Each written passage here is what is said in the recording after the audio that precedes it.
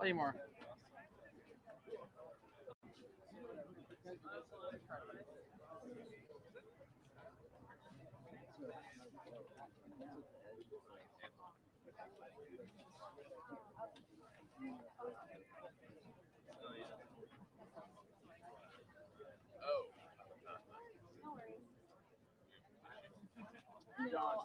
Rebecca. We'll have a few something.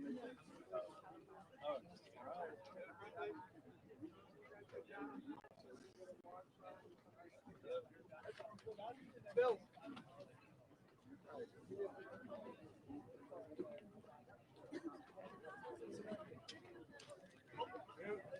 Down. Why are we in the middle? You guys gotta get down. You're not gonna be able to stand there.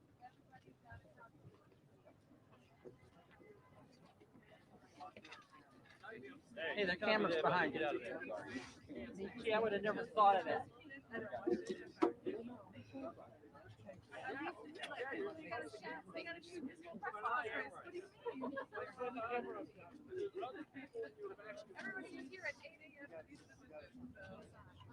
I need to get this.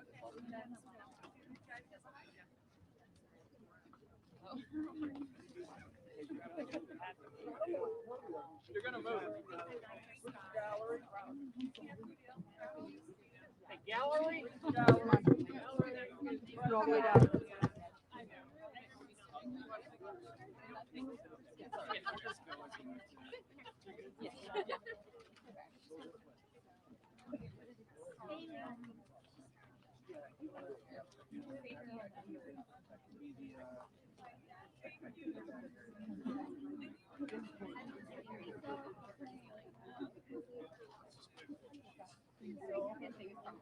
Yeah, you see it.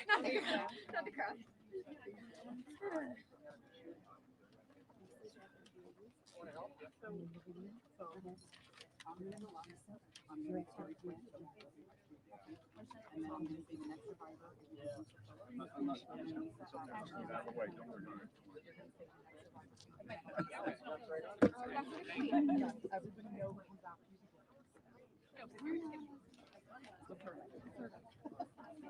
You don't even have to say Marina if you want people. She's only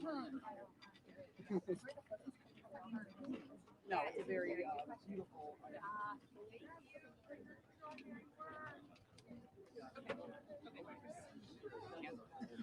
I know. I left my Thank you. Pardon. Not for you.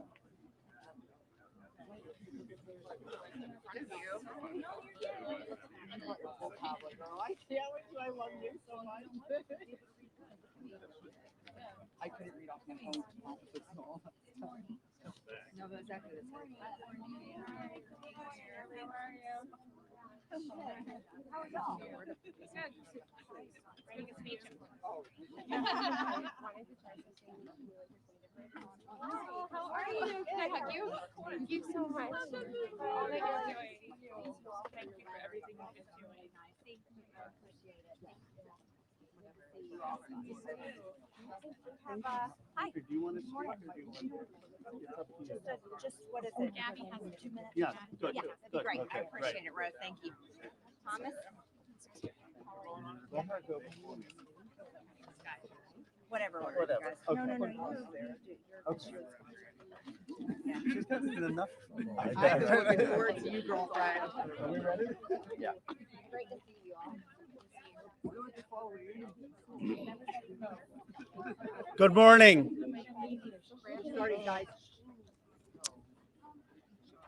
Today is the first day of real reckoning for the Epstein class. We're here to stand with forgotten and abandoned Americans against an Epstein class that had no regard for the rules or the laws. Look, this is one of the most horrific and disgusting corruption scandals in our country's history. You had Jeffrey Epstein, who literally set up an island of rape, a rape island. And you had rich and powerful men, some of the richest people in the world, who thought that they could hang out with bankers, buy off politicians, and abuse and rape America's girls with no consequence. Because survivors spoke up, because of their courage, the truth is finally going to come out. And when it comes out, this country is really going to have a moral reckoning. How did we allow this to happen?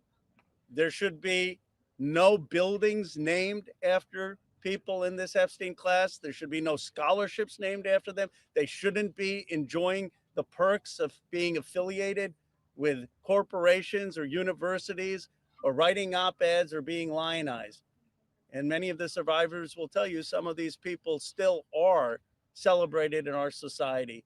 That's disgusting. There needs to be accountability. I want to recognize first and foremost the survivors. They are the ones who made today possible. Many of you had forgotten about this issue, and frankly, for decades, we have not done enough about this issue. And it's only because of their advocacy, them coming here to the Capitol. They showed up here time and again, and on September 3rd, that the country started to pay attention. And I also want to thank the courage of two of my colleagues in particular. Both of them have suffered, as you know, extraordinary political consequences for what they did. One, my colleague, Congressman Thomas Massie.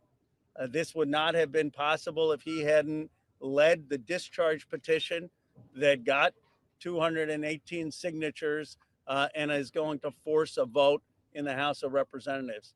And this would not have certainly been possible if it were not for the courage of Marjorie Taylor Greene. She signed the petition, and I would keep texting Thomas, is she going to drop off? Is she going to drop off? Because there was so much pressure against us, so much attacks against her. But she stood with the survivors. For Thomas or me, this has never been political. This is not about questions of Trump or Biden. This is a question of doing the right thing for survivors. We're going to get a vote today. I expect an overwhelming vote in the House of Representatives.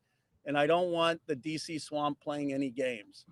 They need to pass this in the Senate, and they should not amend it. President Trump has said he would sign the Epstein Transparency Act. It's going to get overwhelming support in the House. It should go straight to the Senate, and it should be signed. No amendments, no adding loopholes. Justice is long overdue. And I want to hand it over to my colleague, Representative Thomas Massie. I want to start by thanking the survivors. I mean, they're giving everybody hope in this country. There are survivors of other sex crimes in this country wondering if they should come forward. They're clouded with shame and concerned that law enforcement will do nothing. And these survivors have stepped forth, taking that same risk, worried that they will be defamed themselves. They have been defamed for stepping forward, but we're going to get justice for them. That's going to happen today in the People's House. The founders set up our government with 3 branches and 2 branches of Congress. And I don't think it's any coincidence that this fight is being started and it's being won in the House of Representatives. I have people, other survivors of other sex crimes, who come to me and say, thank you. You give me hope. You give us hope. There is hope here. We fought the president, the attorney general, the FBI director, the Speaker of the House, and the Vice President to get this win. But they're on our side today, though. So let's give them some credit as well. They are finally on the side of justice. And as Rose said, don't muck it up in the Senate. Don't get too cute. We're all paying attention. If you want to add some additional protections for these survivors, go for it. But if you do anything that prevents any disclosure, you are not for the people and you are not part of this effort. Do not muck it up in the Senate. So with that, I just want to say I am hopeful too. I didn't know that we would succeed when Ro and I started this effort. Most discharge petitions never make it, maybe only 4%. So we had long odds, but we had some brave women on the Republican side. My colleague Marjorie Taylor Greene is one of them who's here with us today. You cannot even imagine the consequences that they have suffered. My colleague Lauren Boebert and my colleague Nancy Mace, they stood so strong. They put their names on a document in here, and then they were pressured in ways that you cannot even imagine. And they stood strong. And that's why we're here today. And they didn't take us seriously over at the executive branch or in the Senate, because they always thought they could flip one of these women. They could convince them or cajole them or intimidate them into taking their names off of this petition. But they did not succeed. This is a victory for those women and women all over the country today, and I'm just glad to be a part of it. With that, I want to introduce my colleague, Marjorie Taylor Greene. Yes, Marjorie. Thank you, Thomas. Thank you, Ro. I woke up this morning and I turned to my weather app to check the temperature, and it was 32 degrees. And my first thought was, hell has froze over. I want to speak goodness and love and hope into the women standing behind me and all of the other survivors whose names you don't even know, but stand with these women. They are survivors, and they are strong, and they are courageous, and they are daughters of God. They are not victims. These women have fought the most horrific fight that no woman should have to fight, and they did it by banding together and never giving up. And that's what we did by fighting so hard against the most powerful people in the world, even the President of the United States, in order to make this vote happen today. I was called a traitor by a man that I fought for 6 years for. And I gave him my loyalty for free. I won my first election without his endorsement, beating 8 men in a primary.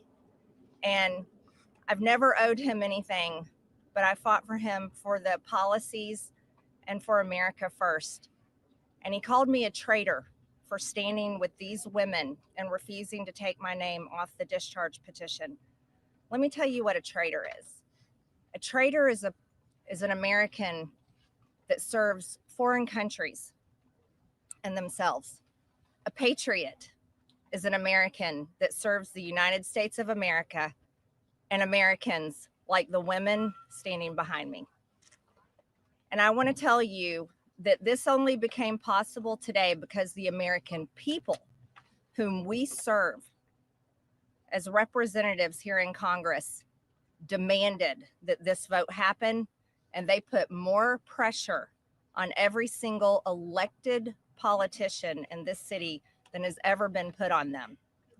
And today you are going to see probably a unanimous vote in the House to release the Epstein files, but the real fight will happen after that.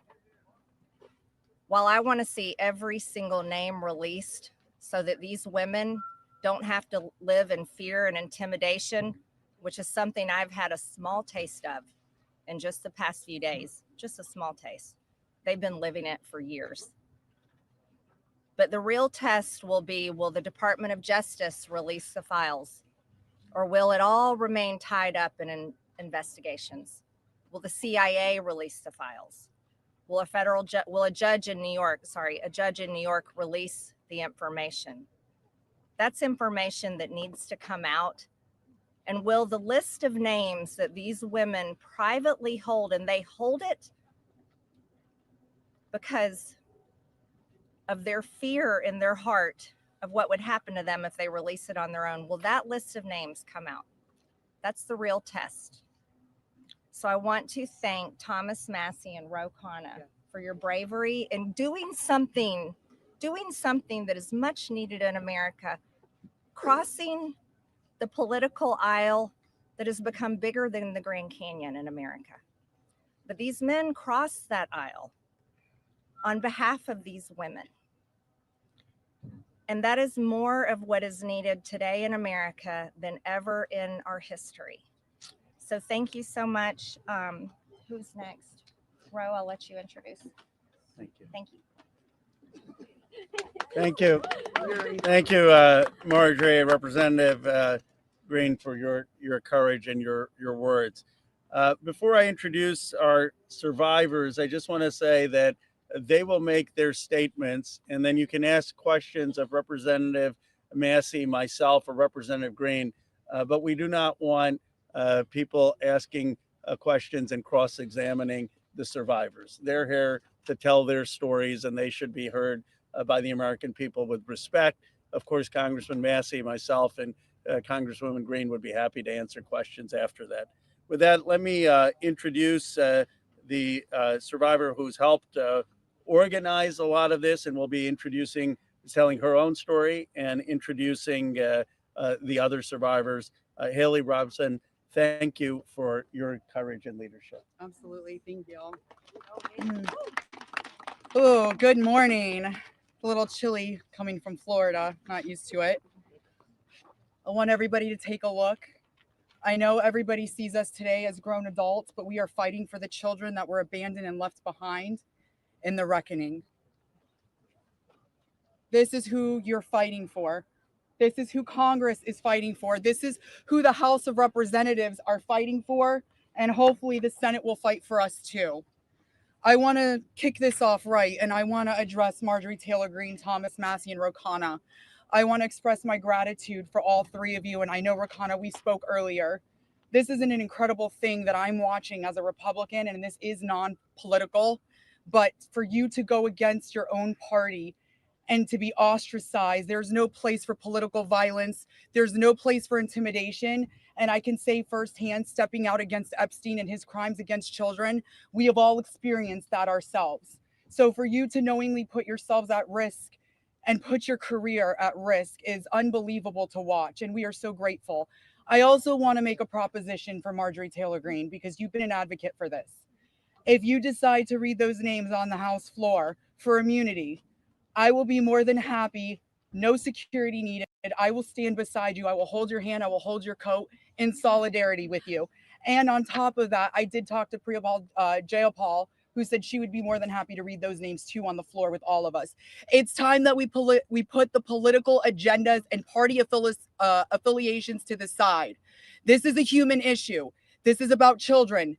There is no place in society for exploitation, sexual crimes, or exploitation of women in society. There's no room for it, guys.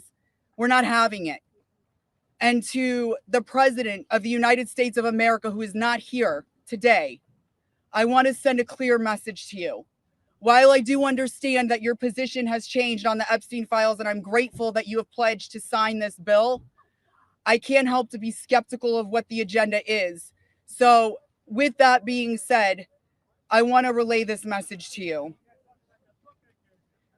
I am traumatized. I am not stupid. I am traumatized. I am not stupid. You have put us through so much stress, the lockdowns, the halt of these procedures that were supposed to have happened 50 days ago. The Adelita Grijalva, who waited to get sworn in, and then get upset when your own party goes against you because what is being done is wrong. It's not right. For your own self-serving purposes, this is America. This is land of the free. Land of the free. In 1863, we have a woman on top of the Capitol building represent freedom. I do not feel free today.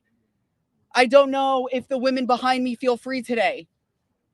So I am begging every member of Congress, every representative, to step up and choose the chaos, choose the survivors, choose the children, protect the children, all children. You protect all of us equally. Thank you very much for your time. Following that, Lisa Phillips will be the next survivor.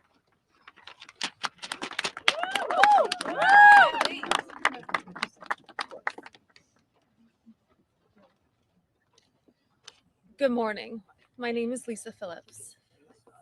It's an honor to stand here again for something America is finally united on: the immediate release of the entire Epstein files. In a divided nation, this is one demand we all share. Last time I stood here, I made a promise to all survivors watching. If those in power refused to release the truth, we would start uncovering it ourselves. For anyone who doubted that, that moment has already arrived. Since that day, More survivors across the country and around the world have reached out, text, emails, DMs, firsthand accounts, and evidence. Many are women who were abused or trafficked through the international modeling pipeline Epstein built, promising visas, apartments, opportunities, futures, while exploiting their dreams for abuse. Most are still terrified to speak publicly because the men involved are powerful. They're connected, and as we know, they're protected. For too long, survivors have watched others speak for us. And while we are grateful for our allies in Congress on both sides, we've realized something. This fight belongs to us. We lived it, and we know the truth. And we will not wait quietly for institutions to decide when we're allowed to speak. The survivors now coming forward have entrusted us with their stories. We are sharing that information with the proper authorities, and when it can safely be made public, it will be. So today, we are launching something historic. The first national survivor-led political movement in America. Nonpartisan, laser-focused on exposing the systems, the loopholes, power structures, and silencing mechanisms that have protected predators for far too long. We are stepping directly into the halls of power, into the political arena. We will help rewrite laws that failed us and build protections for our nation's children together, targeted by sexual exploitation. Together, today, survivors begin our own fight, the survivor revolution. And we intend to change this nation for the better. If you're a survivor who wants to join us, please reach out. And to anyone who benefits from the current system, intentionally or not, remember this. Alone, yes, we are afraid. But together, we are feared. Thank you.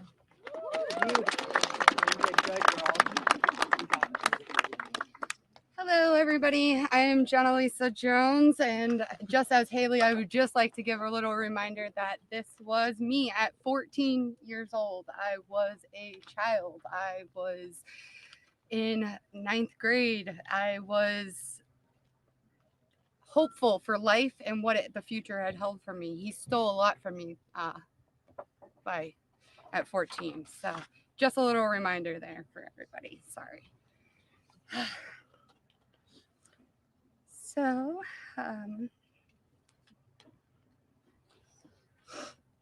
I just want to start out by saying thank you for all of you for being here today. I want to start by expressing my deepest gratitude to the members of Congress who have stood with us, the survivors, in demanding the transparency and justice. Your support is a signal that this institution can still serve the American people.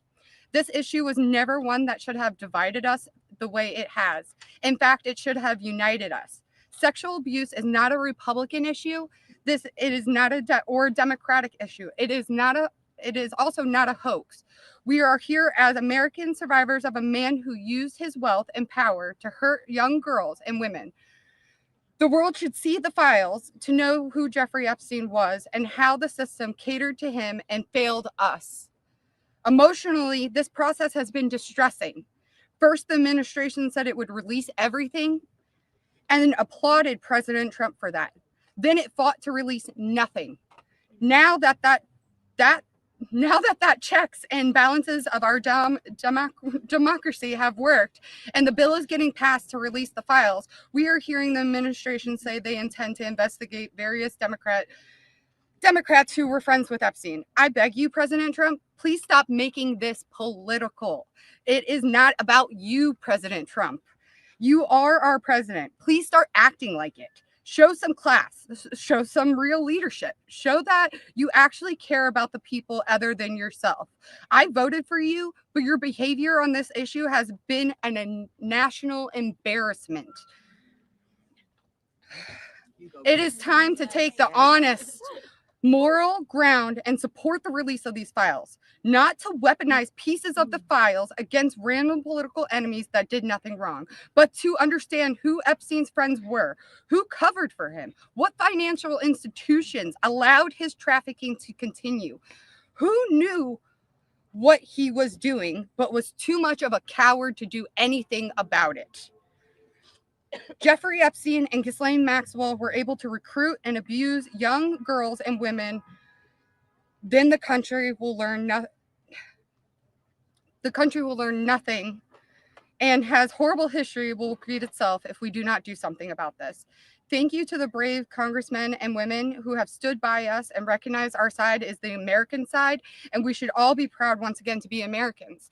I want to just extend my thank you so much to all three of you very, very much. The first time we were here, listening to the, people yell shame at you, and when she was here in support of us, really hit home and spoke some volumes. And I just very much appreciative of your support, and we stand by you. Don't let any of them bully you.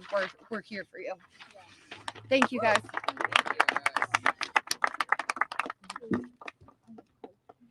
Wow. Good morning, everyone. Thank you all so much for coming together today and taking the time to listen to us. Your presence means the world, and it shows commitment to understanding and supporting survivors and Americans. I stand before you today with a heavy heart. I originated from Brazil, and I came to the United States when I was 8 years old. I was only 14 when I first encountered Jeffrey Epstein, and my daughter is now almost at that age. At 14, the only things she should be concerned with are going to school, practicing at her cheerleading competitions, and enjoying her time with her friends and family.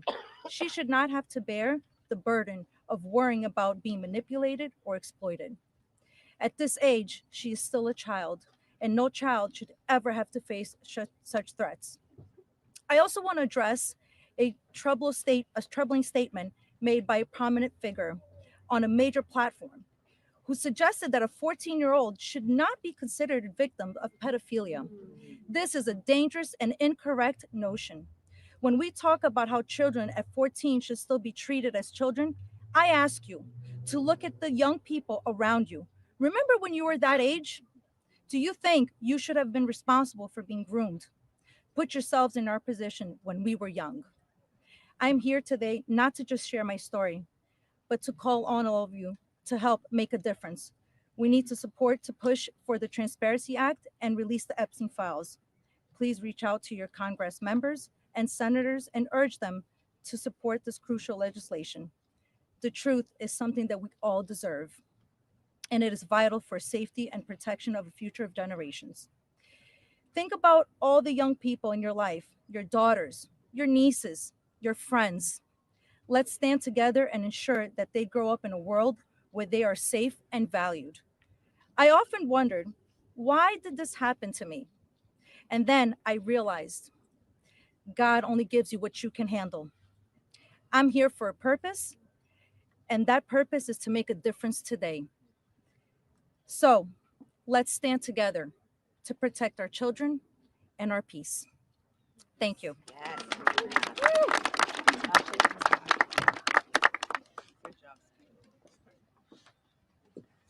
Good morning. I want to say a few things before I begin. My speech may not be great. It was thrown together last minute as I only came here, decided Friday, when one of us who has spoken several times decided she couldn't come because of the threats. She was too scared. So I want to say, when you threaten one of us, you're threatening all of us. Yep. We are together now, and that's never going to change. This is me at 16 when I met Jeffrey Epstein. Now I'll start. It is an honor to stand here before the American people. However, I shouldn't have to stand here at all. I'm here because as a child, I was pulled into Jeffrey Epstein's world, a world built on exploitation and manipulation of innocence and the protection of powerful men and women who believed that they were untouchable. Today, we'd rather be preparing for the holidays We'd rather be at home with our families, baking with our children and decorating the Christmas tree as we try to move past this horrific moment that has impacted our entire adult lives. However, that's not possible because it's become something it should have never been, political and sensationalized. The truth is simple. We were victimized as children and failed repeatedly by the very system that was supposed to protect us. That's why we stand here today, to demand justice and accountability, not just for Epstein and his crimes, but for every predator and every enabler who participates in or protects abusers. The Epstein case was gravely mishandled consistently and deliberately over many years. Epstein could have been stopped decades ago, but instead he was able to continue his abuse, even during his sweetheart deal. Yes, with his ankle monitor on and beyond. A deal that protected him and silenced us. While I was a child fighting to survive what happened to us, federal prosecutors were negotiating ways to shield powerful adults. And the failures didn't stop there. Our civil cases were met with hostile judges and delay tactics, intimidation, and PR campaigns designed to smear us in the public eye. We were treated as problems to be managed instead of victims to be protected.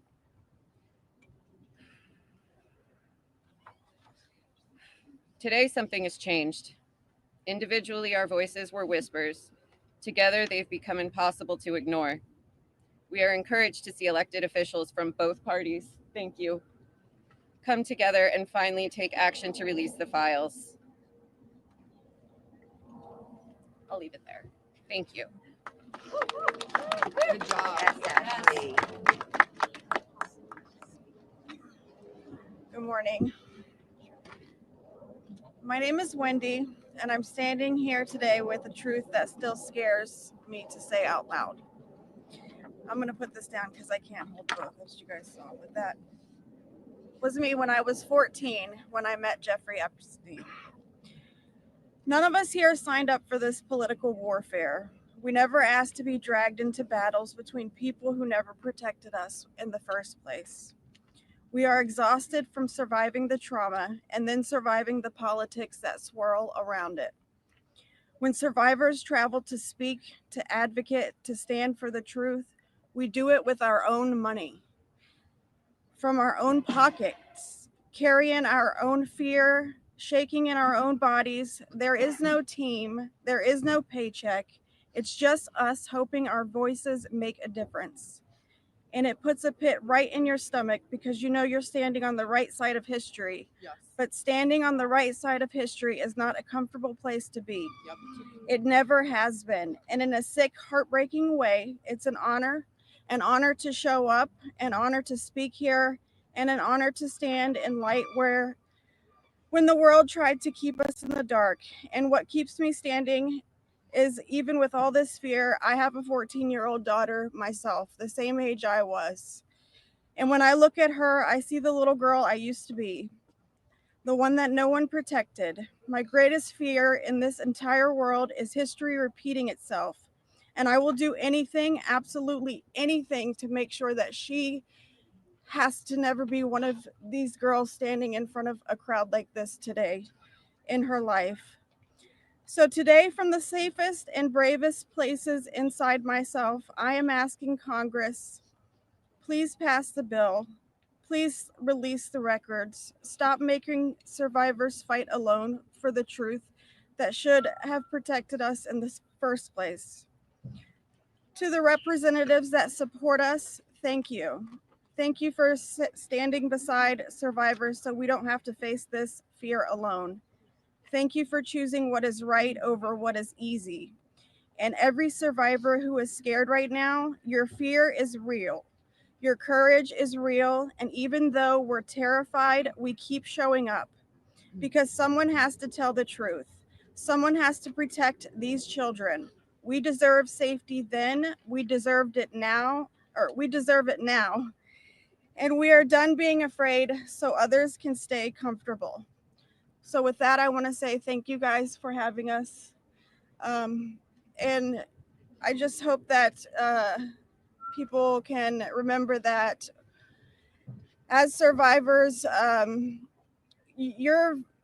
our story never leaves us, but the choice that you make to pass this bill, your career is in front of you, and that choice will follow you. Everybody will know. So thank you. Good job. Well said. You're incredible. Hello, everybody. My name is Danny Bensky. This was me at 17 years old. Oh, I'm sorry. Coming from the dance world, I was recruited in 2004 after a systematic breaking down where Epstein leveraged my mother's brain tumor scans. He threatened me to withhold care for her. He trapped me in a year-long cycle of abuse. The last time I was here in Washington, D.C., I talked about being a part of this beautiful mosaic of women behind me, and they are exactly that. They are a beautiful mosaic of energy and passion and love and life. I am one story of 1,000. Think of that number, 1,000. I spoke of how big our hopes and dreams once were, and I talked about how they were completely shattered at the hands of Ghislaine Maxwell and Jeffrey Epstein. Now I look at this amazing community behind me. They are survivor sisters. We are together. We stand together in this. And I realize that we are a representation of women across America. We come from different backgrounds. We have different religions. We are different races, different creeds, different ethnicities. We have different political affiliations. Some of us don't want to be political at all. And yet we stand here together for this cause. We're united in the call for transparency, complete transparency, to find justice. Justice for our younger selves. These pictures that you see, they're real people. I wish I could go back and give my former self a hug and say, this matters and it's going to change, and mean it. We are standing here for justice for the youth of tomorrow, and justice for those who are no longer with us, like the beautiful, brave Virginia Giuffre. We understand that the road is long, but I implore you to stay the course, please. Living in an age where you can get news in 10-second clips on your phone, I know that this is a big task for us, but it's a very personal one for survivors. It's a very personal one for us as a country. So I'd like to ask you to try something right now. I'd like everybody to close their eyes or soften their gaze just for a moment. And I want everybody to think of a child that is close to them between the ages of 14 and 18 years old. It could be your daughter. It could be your niece. It could be a friend's kids. It could be you at a former age. It could be your mother at that age. But really envision that for a second, 14 to 18 years old. Once you think of that person, I want you to think about what they feel like. What is their energy? What do they smell like? What sound do they make when they laugh? Really think about that child just for a moment. Now I want you to picture a pair of giant looming wooden doors and an overbearing marble landing. Those are the doors to Jeffrey Epstein's house. Do you allow that child to enter or not? If the answer is yes, you would allow entrance. You stand with predators. If the answer is no, then congratulations, you're on the right side of justice. Now you have homework. I am calling for the American people. You have homework. Call your congressional leaders. Call your senators. Please support this bill. Let's get it all released. Thank you very much.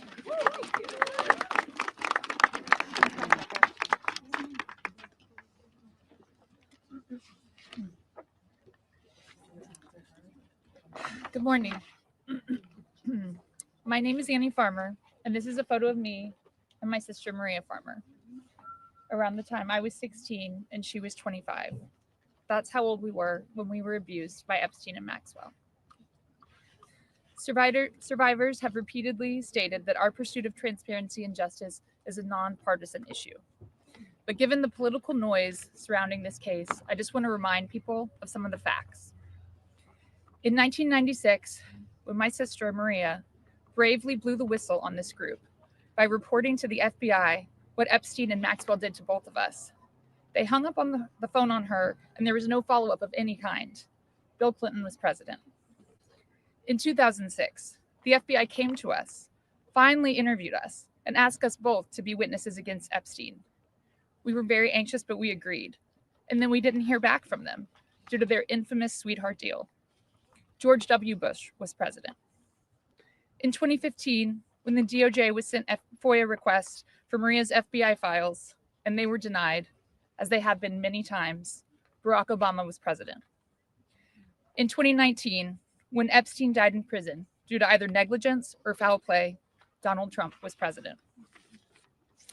In 2023, Maria's attorneys sent a letter on her behalf to the government, requesting an investigation into the repeated law enforcement failures in this case, similar to what was done in the case of Larry Nassar. They declined to do so. Consequently, my sister filed notice that she would be suing the government for failing to uphold its legal, ethical, and moral duties in this case. Joe Biden was president. This year, after campaigning on a pledge to finally release the files, under Trump's second presidency, the DOJ announced they were closing the investigation into Epstein's co-conspirators, and then transferred Ghislaine Maxwell into a prison camp, where it is well documented that she is receiving special treatment. This is not an issue of a few corrupt Democrats or a few corrupt Republicans. This is a case of institutional betrayal. Because these crimes were not properly investigated, so many more girls and women were harmed. My sister, because of her bravery, was repeatedly threatened and lived in fear, with dire consequences for her health and her career. 30 years later, even as oceans of allegations and obvious truths have emerged, the government has still not chosen transparency. This is why we have all come together as one united voice to demand the release of all the Epstein files and to finally bring the truth out of the shadows. Yes.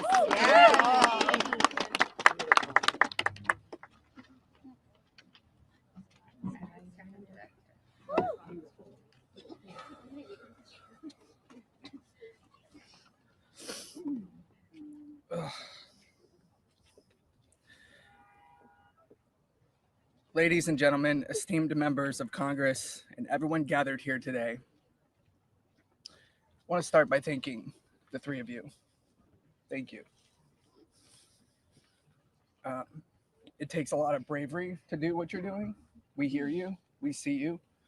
It means a lot for you to be here with us, and I know my sister would be incredibly proud. This is the moment she was fighting for and the moment that all survivors are fighting for. So thank you.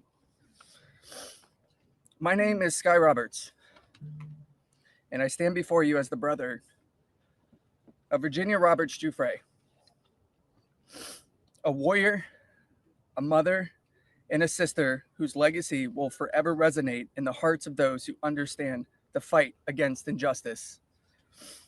Today, we find ourselves in a place of deep sorrow, shattered by the loss of our beloved sister.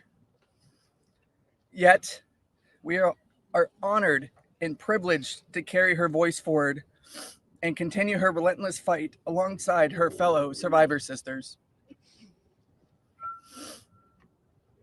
Virginia's story is one that should have been filled with promise, but instead it became a harrowing tale of exploitation and survival. At just 16 years old, she took a job at Mar-a-Lago, believing she had secured a dream summer position. But that dream quickly morphed into a nightmare when Ghislaine Maxwell preyed upon her innocence. This isn't just a story of one girl. It's a story about the insidious nature of power and abuse, a dark chapter in our society that must be told. Virginia was no stranger to trauma. In her memoir, Nobody's Girl, she shares the painful truth that she had already suffered abuse at the hands of our father and a family friend. But what happened next was unfathomable. Epstein and Maxwell didn't just abuse her, they trafficked her to a network of the rich and powerful. Princes, prime ministers, politicians, financiers, and lawyers. These men committed unspeakable acts against her will, and against the will of countless survivors who stand united with us today. Virginia's strength was tested in many ways that most of us can hardly imagine. She was manipulated, coerced, and threatened, forced into complicity in her own devastation. She often spoke of psychological scars that ran deeper than the physical ones. From the start, she wrote, "They manipulated me into participating in behaviors that ate away at me, eroding my ability to comprehend reality and preventing me from defending myself. The most destructive wound they inflicted was that of forced complicity, a betrayal of self that was crafted by her abusers.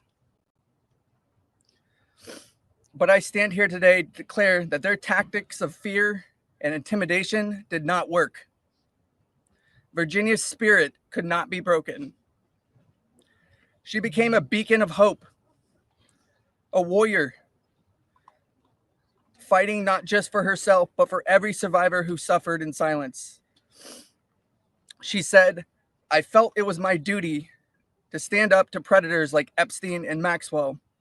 I would put my neck on the line to make sure my daughter never has to go through what I had to endure. These survivors like Virginia have transformed into mothers and strong women, fierce in the face of adversity. Many of them have daughters the same age they were when they faced their own abuse. They are determined to break the cycle, to shatter the silence that has kept so many in the shadows. Virginia quoted in her memoir, "There I was, as the mother of 3 children. I felt it was my duty to stand up to predators like Epstein and Maxwell. I mentioned to Ellie in particular,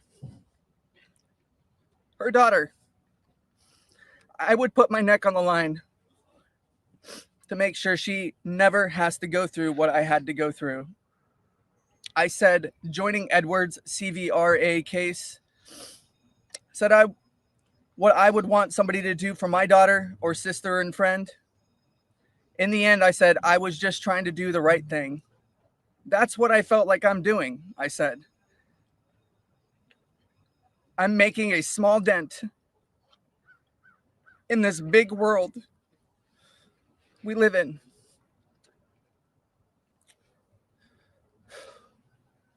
Well, sissy,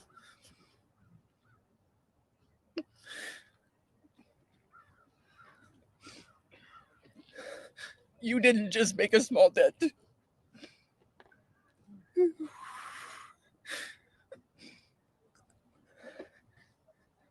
You made a monumental impact, a resounding statement that echoed across the world. You built an unbreakable wall, a barrier that will protect future generations from the horrors of abuse. As we gather here today, I urge each of you, members of Congress, advocates, and all those who hear this message to join us in this fight. We demand justice, accountability, and support for survivors. And we keep getting asked this, what does justice mean, you ask? It starts with acknowledgement. That's the first step. Acknowledge in the face of survivors that this happened and that this is true. Your vote carries that weight. My sister is not a political tool for you to use. These survivors are not political tools for you to use. These are real stories, real trauma, and it's time for you to stop just talking about it and act. Vote yes. Yeah.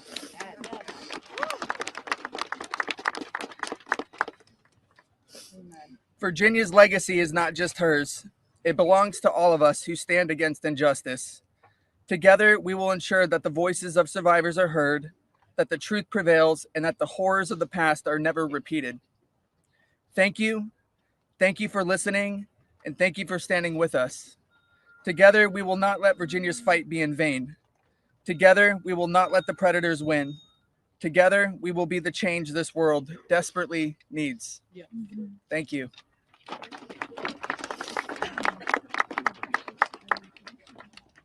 It was so beautiful.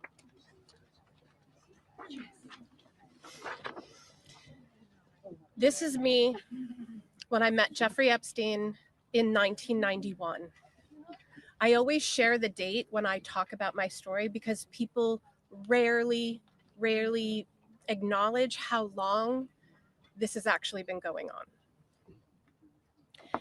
And for too long, truth has been buried, survivors have been silenced, and powerful people have been protected. And today we stand in a moment that will decide whether our government still belongs to the American people or to those who prey on them. Because when mountains of evidence and decades of victim reports across 5 administrations still lead to sweetheart deals or no prosecution at all, this isn't just one case gone wrong. It's an institutional failure on a historic scale, and every member of Congress in this administration must answer for that failure. Millions of sexual abuse survivors know the pain of speaking up and watching the institutions that are meant to protect them look away. We're not alone in this. Epstein may be the headline, but the betrayal reaches every corner of our country. And if our justice system can collapse this completely for so long, then Congress cannot pretend that the system is working. Not for us, and not for the generations that will live with the consequences of what they choose now. One long overdue step towards repairing this damage is the Epstein Files Transparency Act. Because without transparency, there's no accountability. Without accountability, there is no justice. And without justice, democracy dies. Yes. So representatives, you have a choice to show millions of Americans whether you stand with us or with the powerful predators that are counting on your complicity. Thank you. Yeah, good job.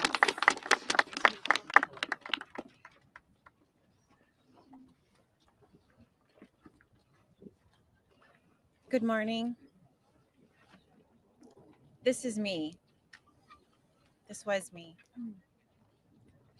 My name is Charlene Rochard, and I stand before you today not as a victim of rumor or conspiracy, but as a survivor of Jeffrey Epstein's abuse.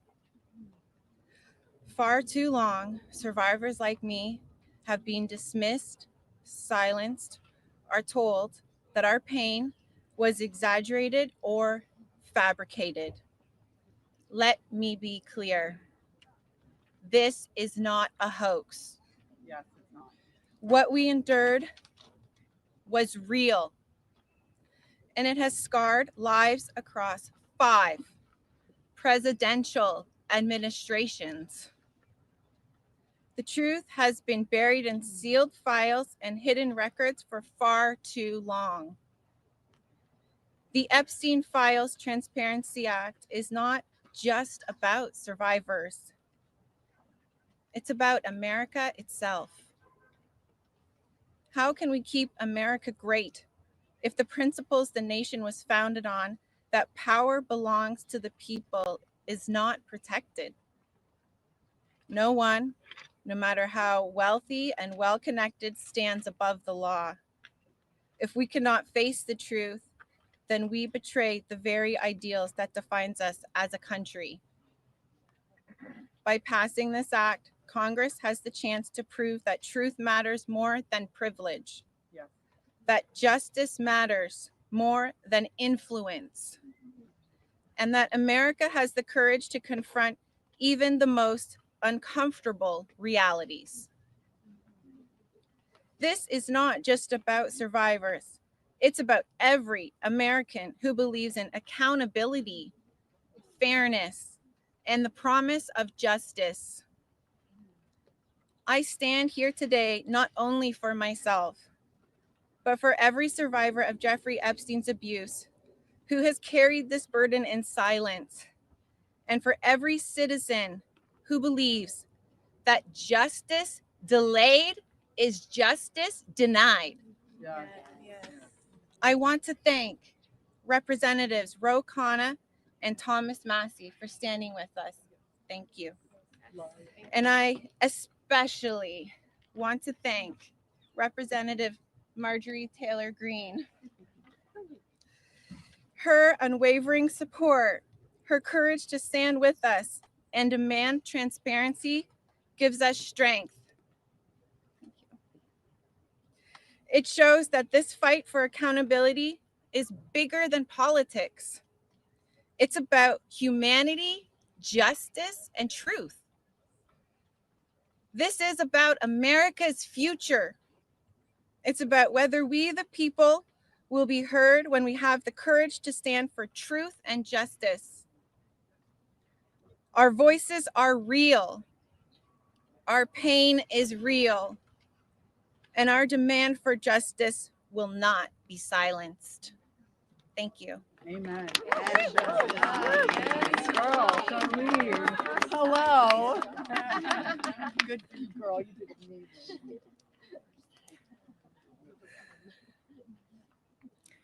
My name is Laura Bloom McGee. This is my first time speaking publicly about my abuse. As a young woman in New York City, I was pursuing a modeling career and building a life of giving back through my philanthropic work. Instead, I was intentionally groomed and became part of an international model sex trafficking ring that was led by Jeffrey Epstein. I was sexually and mentally abused by Jeffrey Epstein. He used my dreams and vulnerabilities to silence me. Today, I am here to break that silence. Sex trafficking and sexual abuse are crimes against human beings, not political talking points. For too long, Epstein's abuse was an open secret, with his network remained protected. Evil thrives in darkness. We must shine a light on every corner where it hides. Nothing should be off limits in the search for truth. Please vote that everything in the files be released. Let investigations proceed without obstruction. Demand oversight and deliver justice. The government must never side with predators. I come as one survivor, but I stand here for everyone who prayed for me, who believed in me, and who hoped for me. To my fellow survivors, your courage brought me here. We are more than victims. We are mothers, daughters, sisters, friends. This is not a hoax, and we will not be erased. Shame on any elected official who obstructs truth and justice for the American people. Thank you. Amen. Yeah, girl. My name is Liz Stein. In 1994, I was a senior in college, just 21 years old. I had aspirations of attending law school after graduation, and it looked like I had a bright future ahead of me. 1994 was also the year I met Ghislaine Maxwell and Jeffrey Epstein.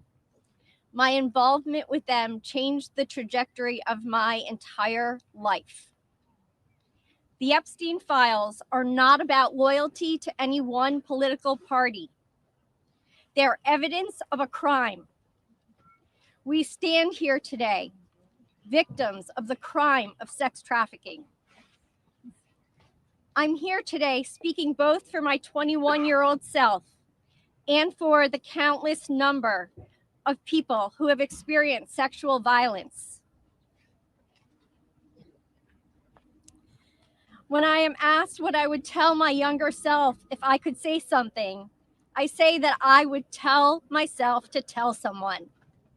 And if they don't listen, to tell someone else. And to just keep telling until someone listens.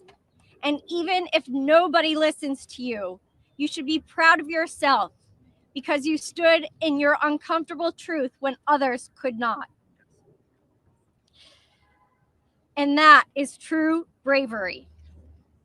We stand here today as survivors, part of a sorority that none of us asked to join.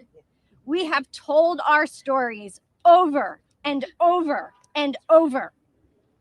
Now it's time to see who is listening. We ask that you vote to release the files, all of them, so the victims of this crime can finally see justice. Thank you. Amen. Yes. Good girl.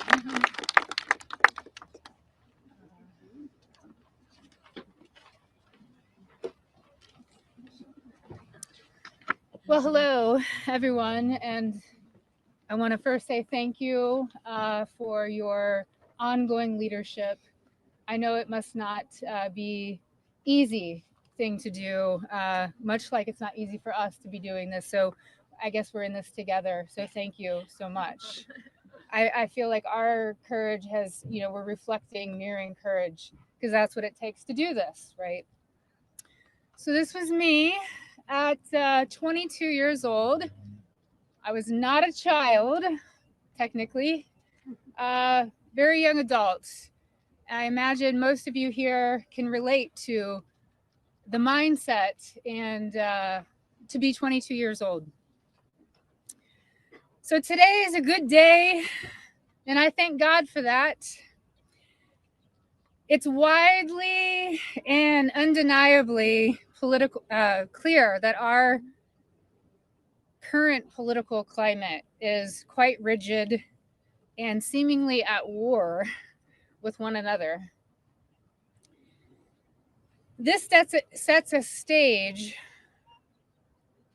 This sets a stage for voices, survivor voices, to get spoken over and drowned out by the political darts whizzing by.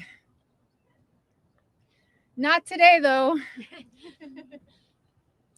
Today, our truth and our power have steadily risen up. We're at the peak. Our voices prevail today. Our voices initiated the coming together of both political parties.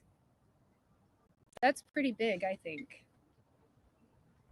Republicans and Democrats, we all stand together today.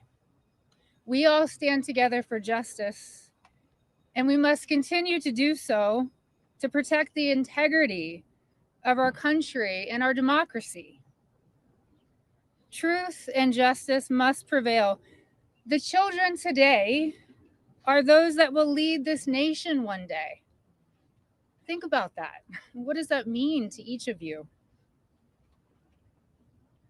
If anyone doubts that this does not directly contribute to the fate of our country and democracy, I challenge you and I urge you to think again.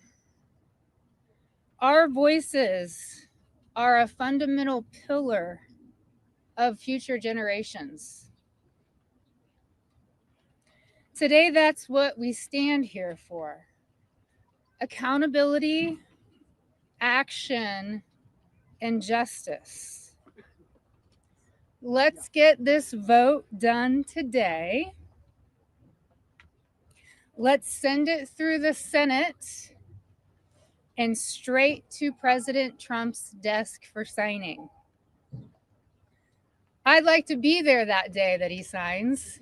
I'm sure all of us would like to be there. Today is a good day, and let's keep moving forward. Thank you so much. Let me give you a hug. Okay.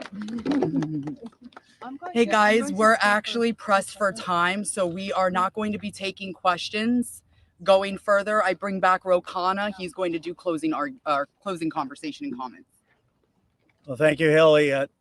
Teresa is right. It's pretty big what the survivors have accomplished today. And I just want to say how eloquent, strong, and admirable they were. Let's give them a round of applause for their courage.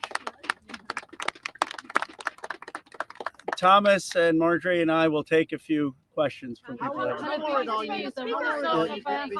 ahead. Is basically right now calling on the Senate to make revisions to this bill because he says it doesn't adequately protect the survivors, the victims that are standing behind you.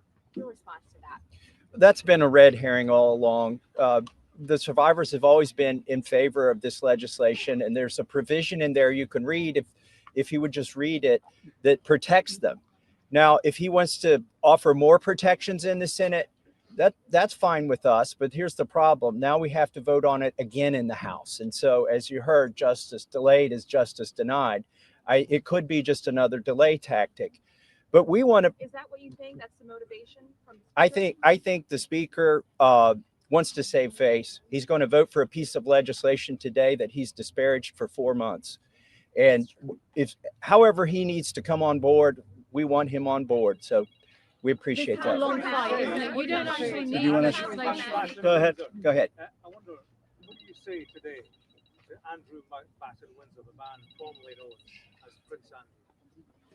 Well, you know, there's becoming a reckoning in Britain that needs to happen in the United States. A prince lost his title.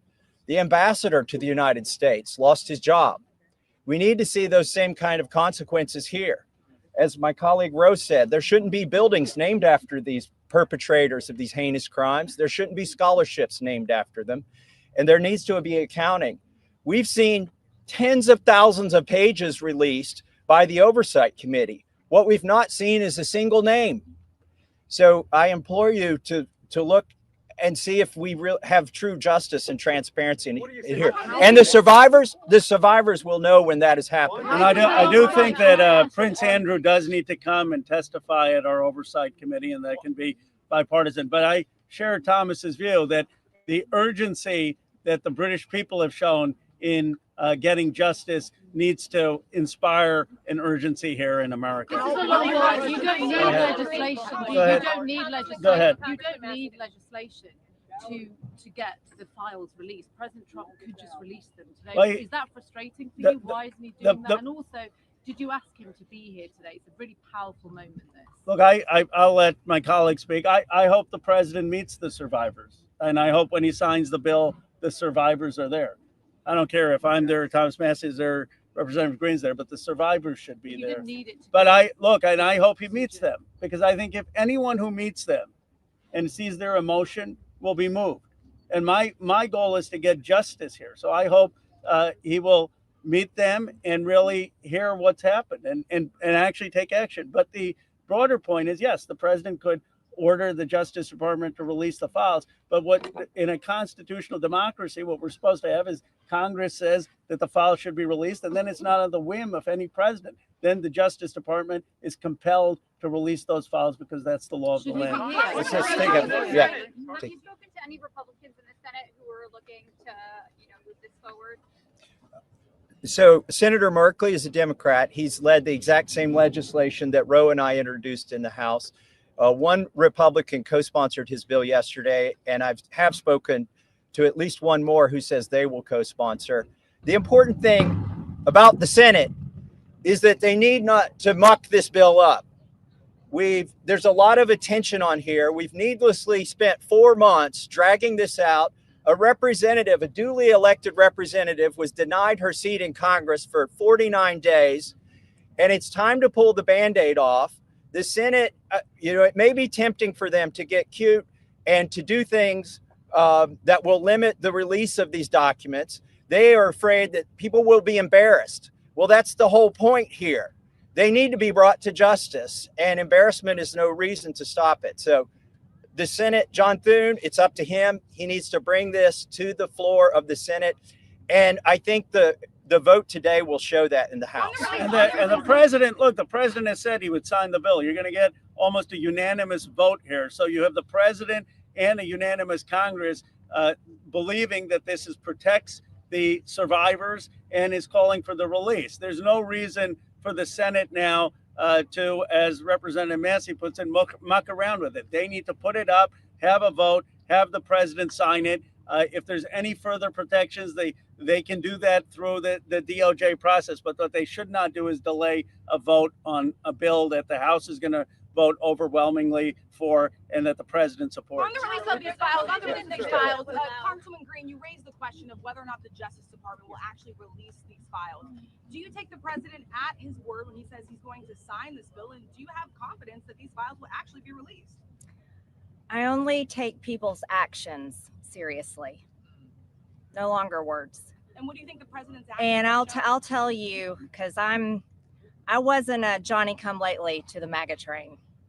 I was day one 2015. And there's a big difference in those Americans and those that decided to support President Trump later on. And I'll tell you right now, this has been one of the most destructive things to MAGA is watching the man that we supported early on, 3 elections, for people that stood hours, slept in their cars to go to rallies, have fought for truth and transparency and to hold what we consider a corrupt government accountable.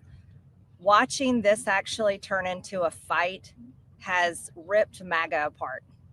And the only thing that will speak to the powerful, courageous women behind me is when action is actually taken to release these files, and the American people won't tolerate any other bullshit. That's where we are today. Thank you. Go ahead. Last, 2 more questions, and then we're around all day. Is this a watershed? How would you sum up today in terms of your battle to get to the truth?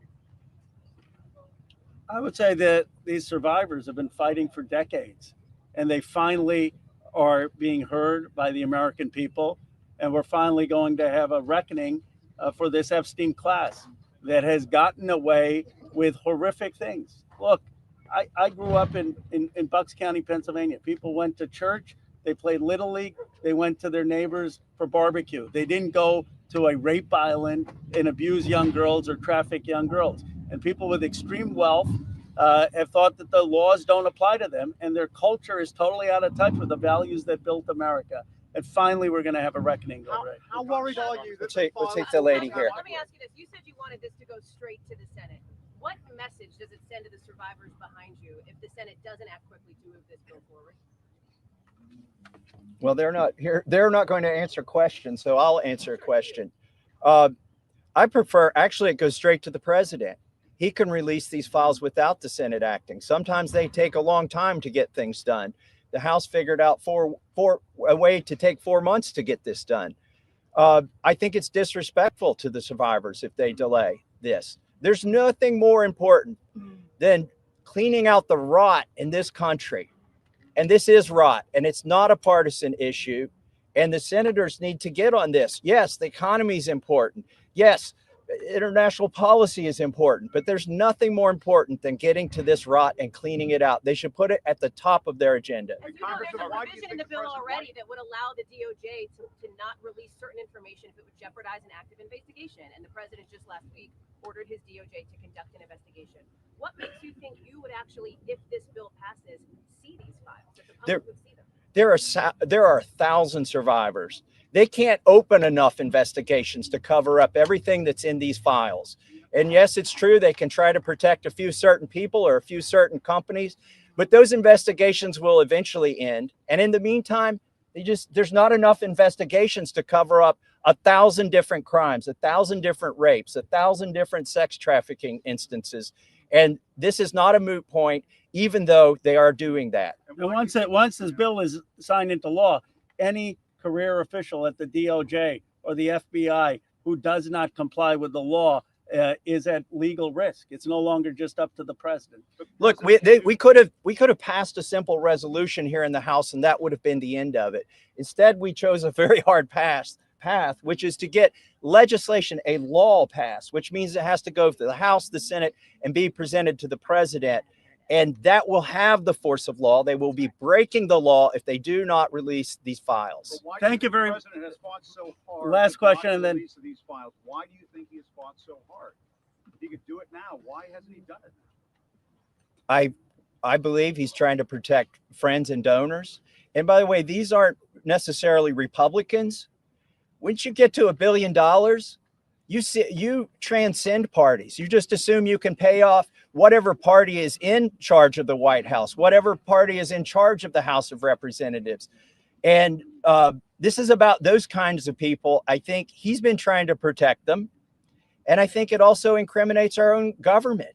This is a complete and total failure of the justice system, as the survivors have witnessed here today to us. It incriminates the FBI. It incriminates our intelligence agencies. It incriminates police departments in West Palm Beach. And that's what has been protected by this, either willfully or unknowingly, and it's time to end it. And I would agree with Representative Margaret Taylor Greene that what matters now is just the action. I don't speculate on what politicians' motives are or what's in their heart. The point is the American people have spoken, Congress has spoken, release the files. It's time for justice. Thank you very much. Thank you.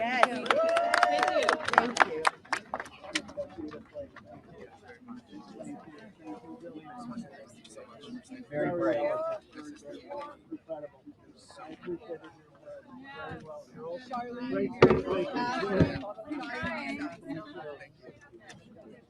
Said bullshit on TV the other day, and I love that you just said bullshit. I was like,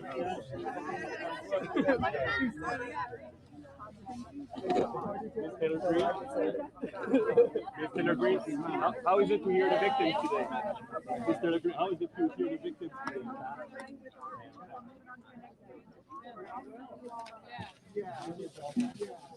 Ms. Taylor Greene?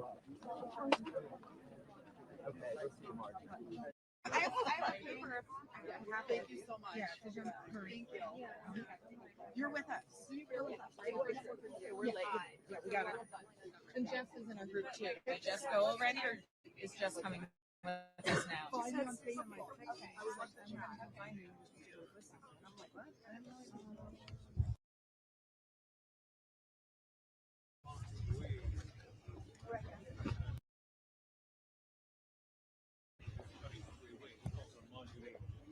Traitor.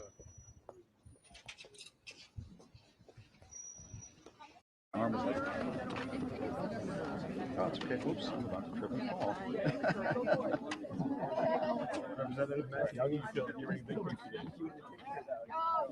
Yeah, my favorite. Hey, get Thomas Massey. Did you speak to him? Just keep it. Yeah.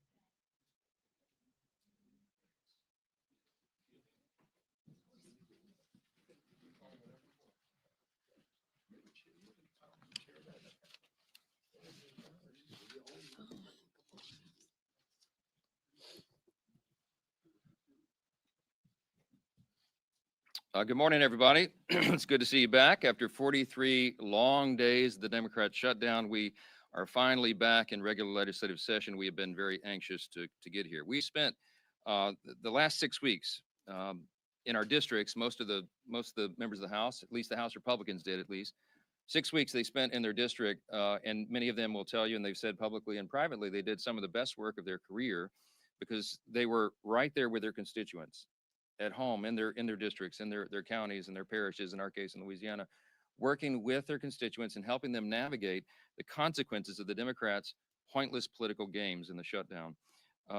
They did some really important work, and we are ready and eager now to get back to the legislative session work, the other side of this job, so that we can deliver on our promises to the American people. The Republican Party has been doing this, and we will continue. We're going to continue to reduce the cost of health care. We got big plans to do that. We're going to continue reducing prices and the cost of living for American families, and of course, to finish the rest of the appropriations government funding process. We've been needing to do that, and we are already working around the clock to accomplish those objectives. But with so many pressing issues on our plate, just very frustratingly to us, the Democrats are delaying that work even further with a political show vote. They're forcing a political show vote on the Epstein file. So we're just going to address that right at the top here this morning, because they've spent so much time, the Democrats have, spinning the facts and trying to confuse the people, that I wanted to come in this morning and just clearly explain for the people back home how we got here and why this vote is happening right now. First, a quick review of the relevant history here. For 4 long years under the previous administration, under the Biden-Harris administration, Democrats insisted there was no border crisis. Remember, they told you that that wasn't a problem at all. They dismissed inflation as transitory. That's what they told us. They told the American people not to believe what we could all see with our own eyes, that there was an obvious mental and physical decline on the part of President Biden individually. And now, seemingly overnight, these same cast of characters, they've taken a sudden and urgent interest in the Epstein investigation. Suddenly, it's all in the name of transparency. That's what they're trying to tell us. But the truth is, the biggest proponents of this discharge petition were never actually interested in transparency or ensuring justice or protecting victims of this unspeakable tragedy, the Epstein evils. And how do we know that? Because the Democrats had every one of the Epstein files in their possession for the 4 long years of the Biden administration. The Biden Department of Justice had the files the entire time. And not a single one of the people who are so loud and animated right now, they never said anything about it for all those 4 years. None of them held press conferences. None of them demanded the release of the documents. And under Biden's DOJ, when they prosecuted just Epstein and Ghislaine Maxwell, not a single one of these Democrats or any of the proponents of the discharge ever made any noise about that at all. So it's fair for the American people to ask the question, why now? Why suddenly are they so interested? They have such an urgent interest in the Jeffrey Epstein matter. The truth is simple and straightforward and obvious for anyone who is willing to look at it objectively. Clearly, this is a political exercise for Democrats and a few others, sadly, and it is as deceitful and dishonest as their pointless stunt to shut down the government. Same ideology behind this. Democrats are trying to use the Epstein matter as a political weapon to distract from their own party's failures. And in a desperate attempt, they're trying to somehow tie President Trump to the scandal. President Trump has nothing to do with it. He has said himself he has nothing to hide. And that's clearly what they've been trying to do. They're trying to attack President Trump. This is what they've done. They weaponized the justice system over the last several years to go after him, and this is their latest attempt. And they don't have a platform or a principle to defend on the Democrat Party side, so they put all their eggs in this basket. And that's why you hear endlessly about Epstein, Epstein, Epstein. Everything's about Epstein. Now, this was an unspeakable tragedy. We said that. And we have great compassion for the victims. And I'm heartened that I met with the victims. Our House Oversight Committee members met with the victims, and they deserve justice. It has been too long delayed. Not just justice for what they were made to endure, but also we need answers on why it took so long for the Department of Justice itself to do that job under previous leadership. Republicans, meanwhile, are working in earnest to deliver transparency to the American people, and we're working to do that in a responsible manner that does no further harm to these innocent people and the victims who have been wrapped into this. There are a few key facts here that everybody needs to understand. First, I mentioned the House Oversight Committee doing its work. That is a bipartisan effort. They are already producing far more than the discharge petition even anticipates. Chairman Comer is our chair of oversight. Some of the biggest bulldogs in Congress serve on that committee, you all know, and I've mentioned this so many times. They have been on the Republican and Democrat side. They're deeply dug in. They've been working around the clock. They worked even through the government shutdown, and there were tranches of documents that were released even over that period. So far, by last count, it's over 65,000 documents, Epstein file documents that are now out in the public for everyone to review.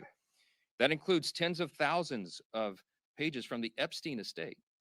And that includes Epstein's flight logs, his personal financial records and ledgers, his daily calendars, and so much more. And none of that is even written or included in the discharge petition. So in other words, the Oversight Committee is doing far more than the discharge even anticipates.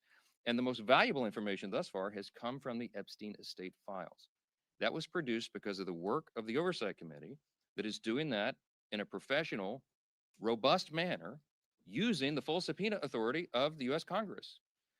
From the very beginning, our side has been insistent that this matter must be handled very carefully and with utmost caution and care for the victims.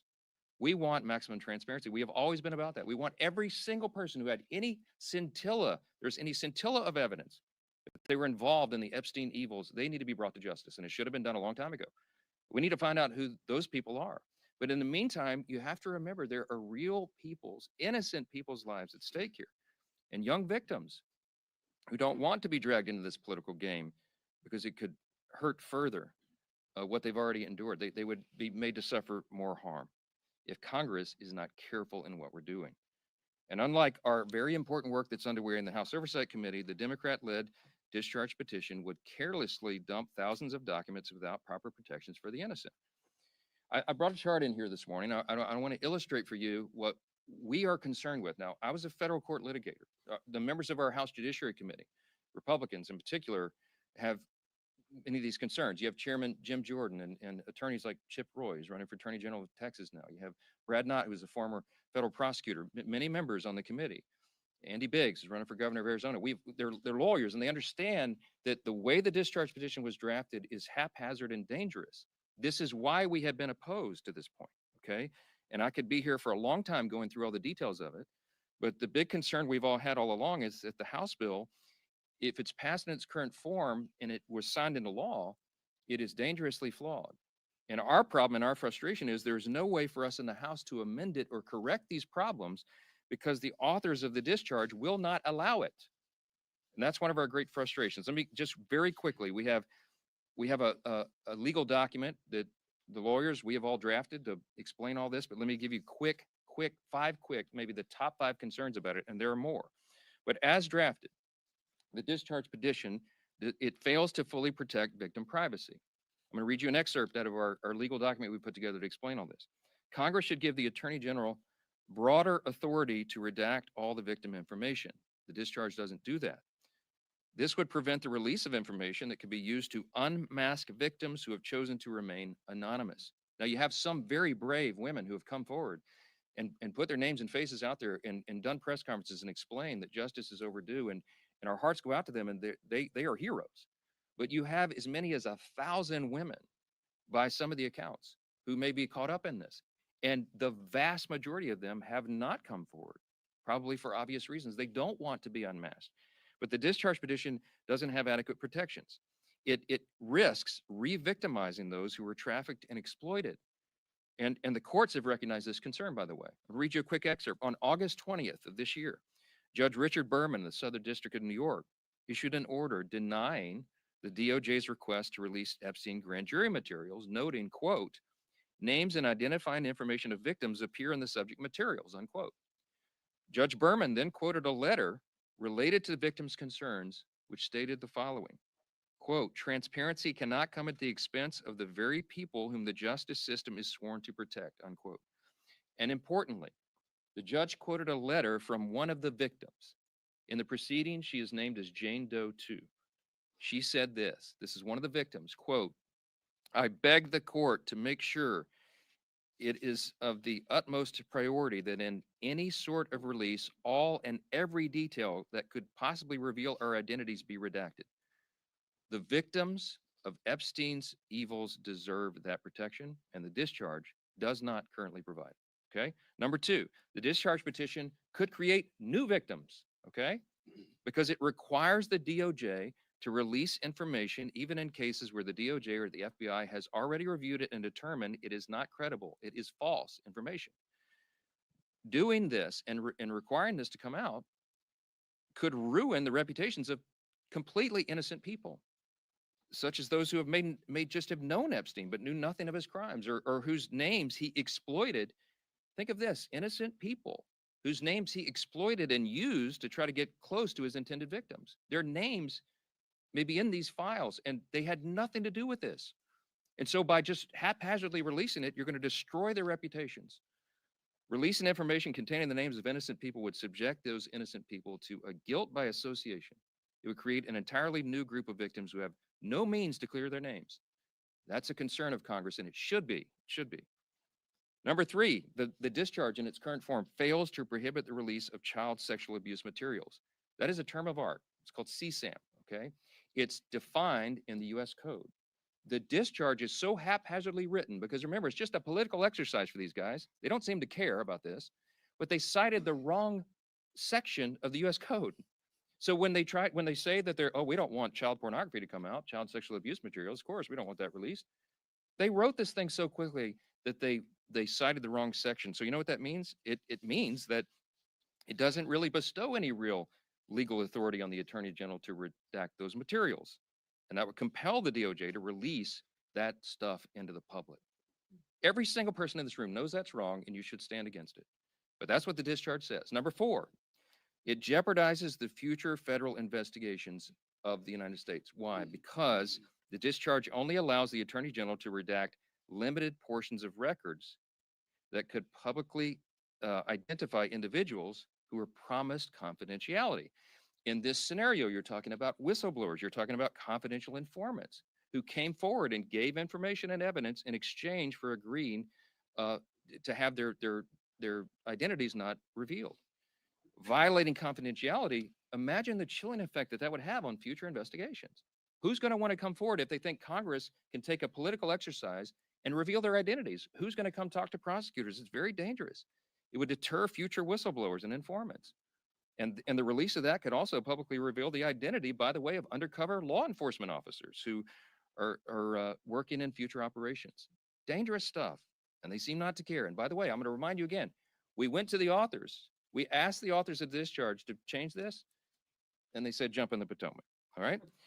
Number five, national security concerns, okay? The discharge requires the Attorney General to release within 30 days, quote, classified information to the maximum extent possible. This ignores the principle that declassification should always rest, and always has rested, with the agency that originated the intelligence. Why? So that they can protect their critical sources and methods. It is incredibly dangerous to demand that officials or employees of the DOJ declassify materials that originated in other agencies, in intelligence agencies. I could go on. I won't be here all morning, but there's a lot of problems. There's also a lot of legal scholars, and I'm among them, who are concerned that that you've got problems with grand jury secrecy. We know Rule 6E of the Federal Rules of Criminal Procedure prohibits the release of grand jury materials, but the way the discharge is drafted, you can make an argument that it requires all that to come out, and that is a serious problem. Grand juries are not adversarial, okay? There's no opportunity there for cross-examination. You can't disprove evidence. You can't challenge the evidence in any way. And if Congress goes in and breaks that seal and just starts releasing sensitive grand jury materials and allegations like that, it raises a risk that the grand jury process will be politicized in the future. And that's a whole other danger that we could talk about all day. I'm gonna wrap this up and just say that Republicans support maximum transparency. We always have. The President of the United States supports maximum transparency. You've heard him say it in his own words. But he has had the same concerns that I've just articulated here, and we've talked about that.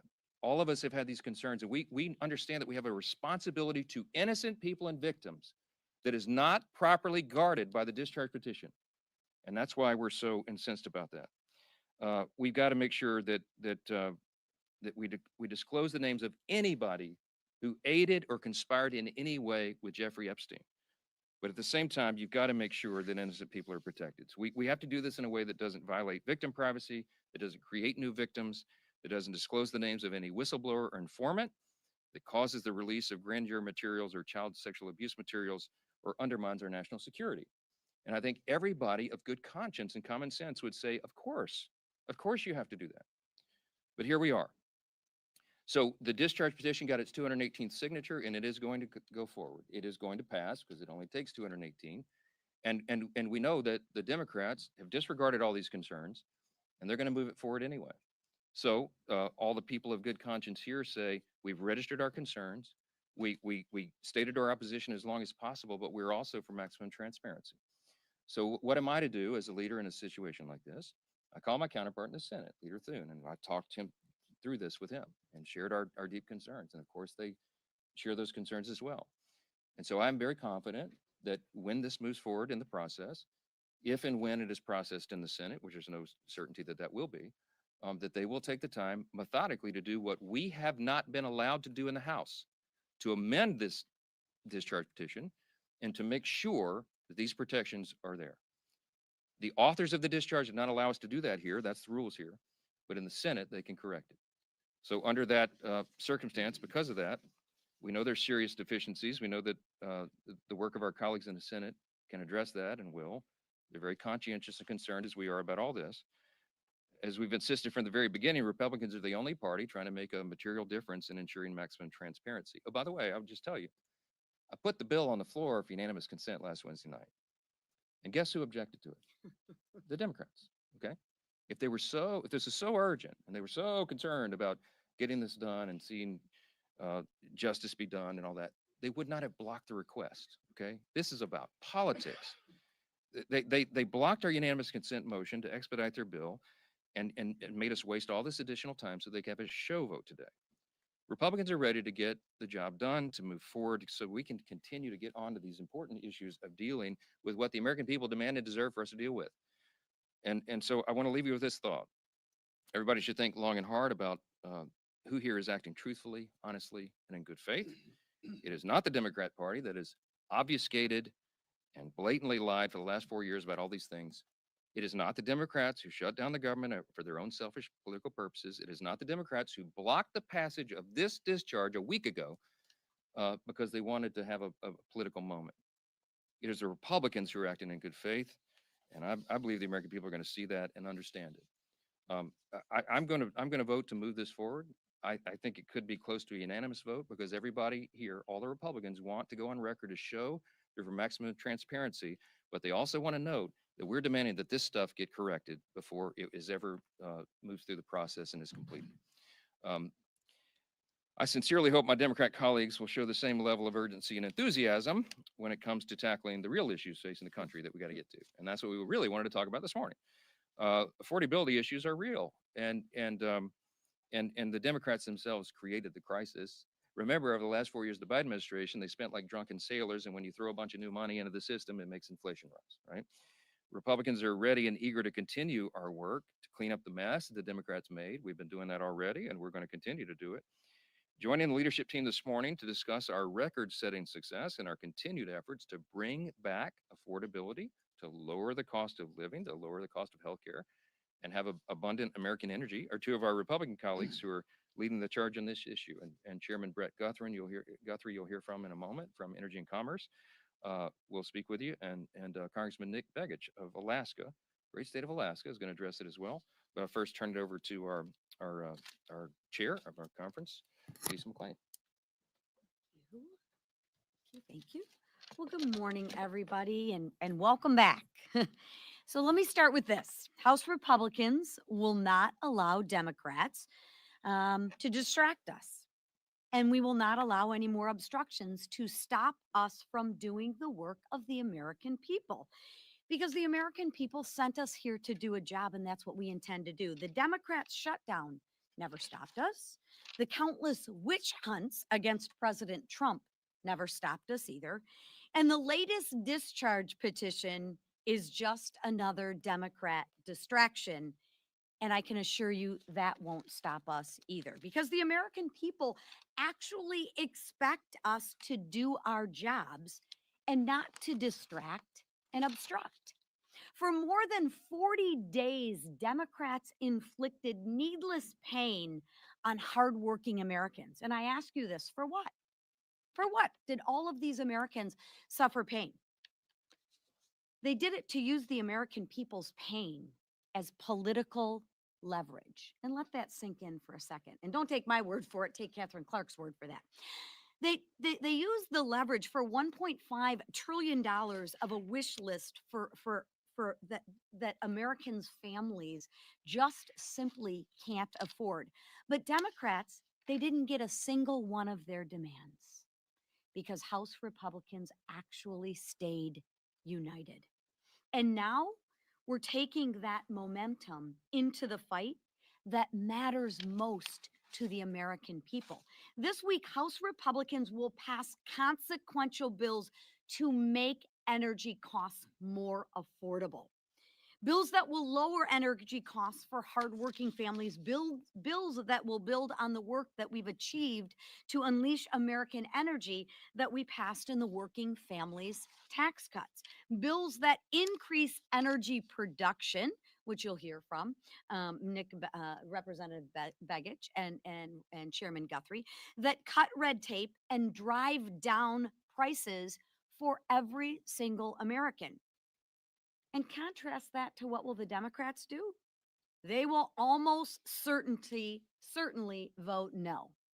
But ask yourself why. Why?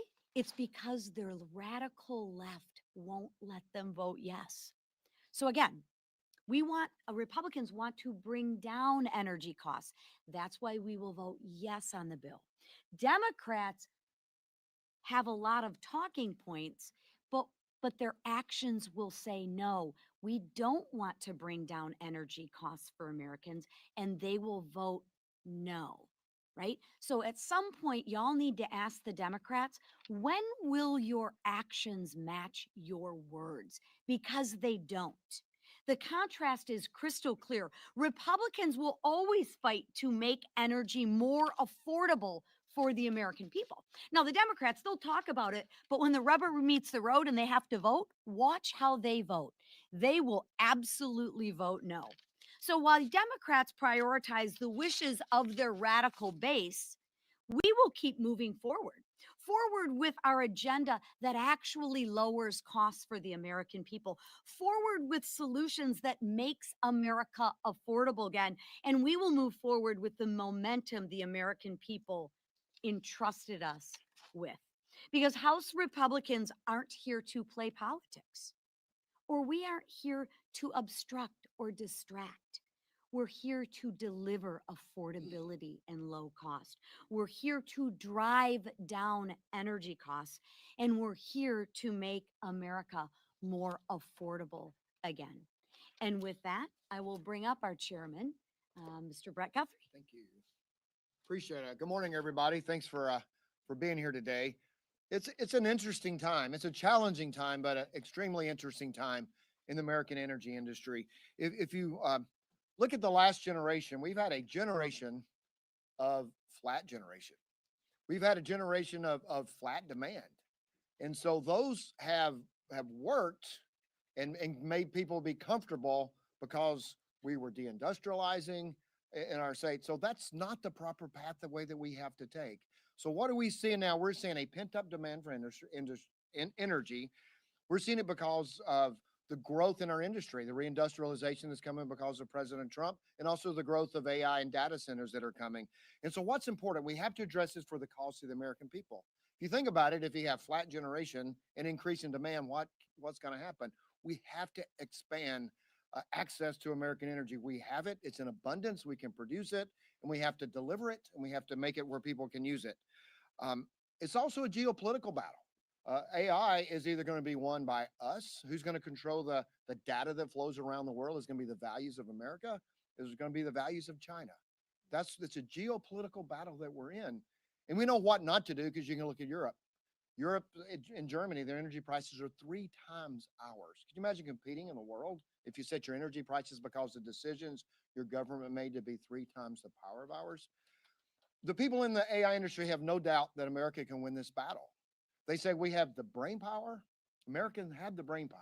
We have the money. We have the capital to invest. What they don't have is access to the energy. And the roadblock to the access of energy is getting permits and being able to move energy forward. So this week, we're going to work on 2 bills. One, this is actually on fuels and gasoline as refineries. We haven't built a new refinery in America since the 1970s. So Bob Latta has a bill to look at our refining capacity. You can drill all the oil you want and have all the gas you want, but if you don't refine it, make it to products people use, then you still have a shortage and limit. So we got a refinery bill before us. And also in the geopolitical, I know that the price of natural gas around the world is important. You know, it's important to Russia because selling natural gas is how they fund their army. And so we also have a provision. Joe Biden, during the height of the invasion of Ukraine, put a ban on natural gas being exported out of our country. And where the Germans were begging for it. I was in a meeting where high-level officials were begging for our liquid natural gas. And so August Pfluger has a bill to reverse any future administration from doing that. We want energy dominance. We had it in the big, beautiful bill. We've had it in almost every committee hearing. And we're going to work together through transportation, Sam Graves, through the chairman, Bruce Westerman, and Natural Resources, and our group on energy and commerce to make sure we deliver the energy we need for America to be successful in this geopolitical battle and winning the AI battle. But so people, when they turn their lights on and off in their home, can have affordable power. And one of the great resources of power and one of the most beautiful places in our great country is in Alaska. Even at 46 below zero, in Fort Greely, Alaska, if you happen to go to Northern Warfare School, you can sit around and look around and go, wow, this is a stunningly beautiful place. And so I'm glad to hand this over to my good friend from Alaska, Nick Begich. Thank you, Chairman. You know, it is cold in Alaska. It is in 46 Fort below Greely. is not as cold as it gets. It can get minus 70 or worse. You know, every product in America is an energy product.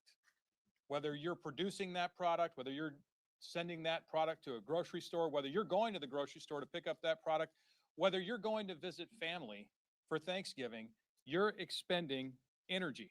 And if we want to address affordability in this nation, the best way to do that is to address the fundamental cost of energy. If we're going to do that, we've got to produce more of it. And I happen to be from the great state of Alaska, where we do have abundant natural gas, where we do have abundant oil reserves. But in the previous 4 years, under the Biden administration, we were not allowed to access those important resources for the American people. In fact, under Joe Biden, there were more than 70 executive orders and actions that specifically targeted Alaska, preventing us from developing the oil and gas resources of the state and the critical minerals that we're hearing so much about today. Today's bills help unlock the resources of Alaska for the benefit of the American people and do so in a durable fashion. In the National Petroleum Reserve of Alaska and the 1002 area of our North Slope. That's 20 million acres unlocked for the benefit of the people of this nation. And I want to thank the leadership team who has prioritized affordability in this country again, who understands that affordability begins with resources and our ability to add value to those resources. Alaska is ready to be a part of that solution, and I'm proud today to introduce these bills, get them passed, and send them over to the Senate. Thank you, and I turn it over to our great whip, Emmer. Thank you. These days, anti-Trump temper tantrums seem to be the Democrat Party's MO.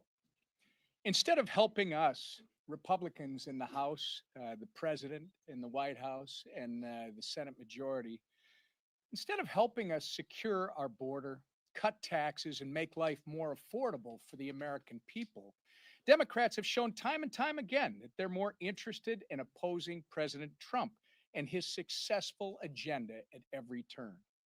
But their obstruction and partisan games will not deter our efforts to deliver countless wins for the American people. This week, House Republicans are returning to Washington with a packed agenda, full of promises kept. Where the Biden administration and climate alarmists stifled our nation's energy production and caused prices to skyrocket, House Republicans and President Trump are restoring America's energy security and ensuring affordability.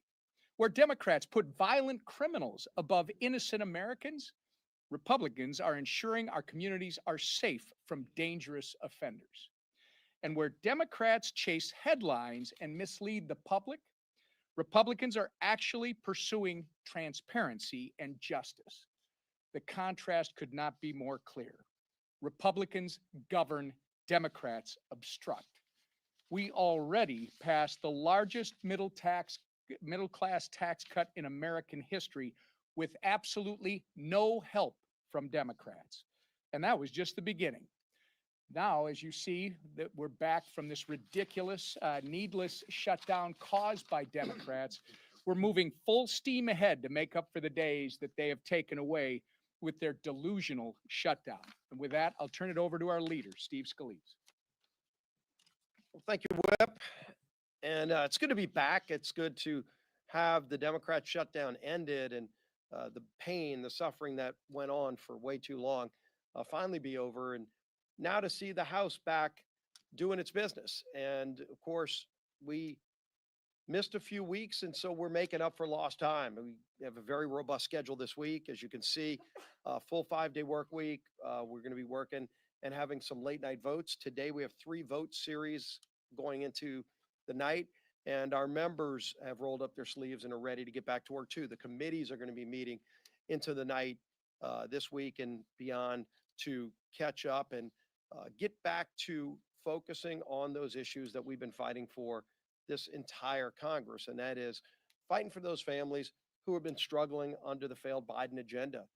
All we saw under the Biden and Democrat agenda was higher costs for families, higher inflation, higher interest rates, open borders, chaos around the world.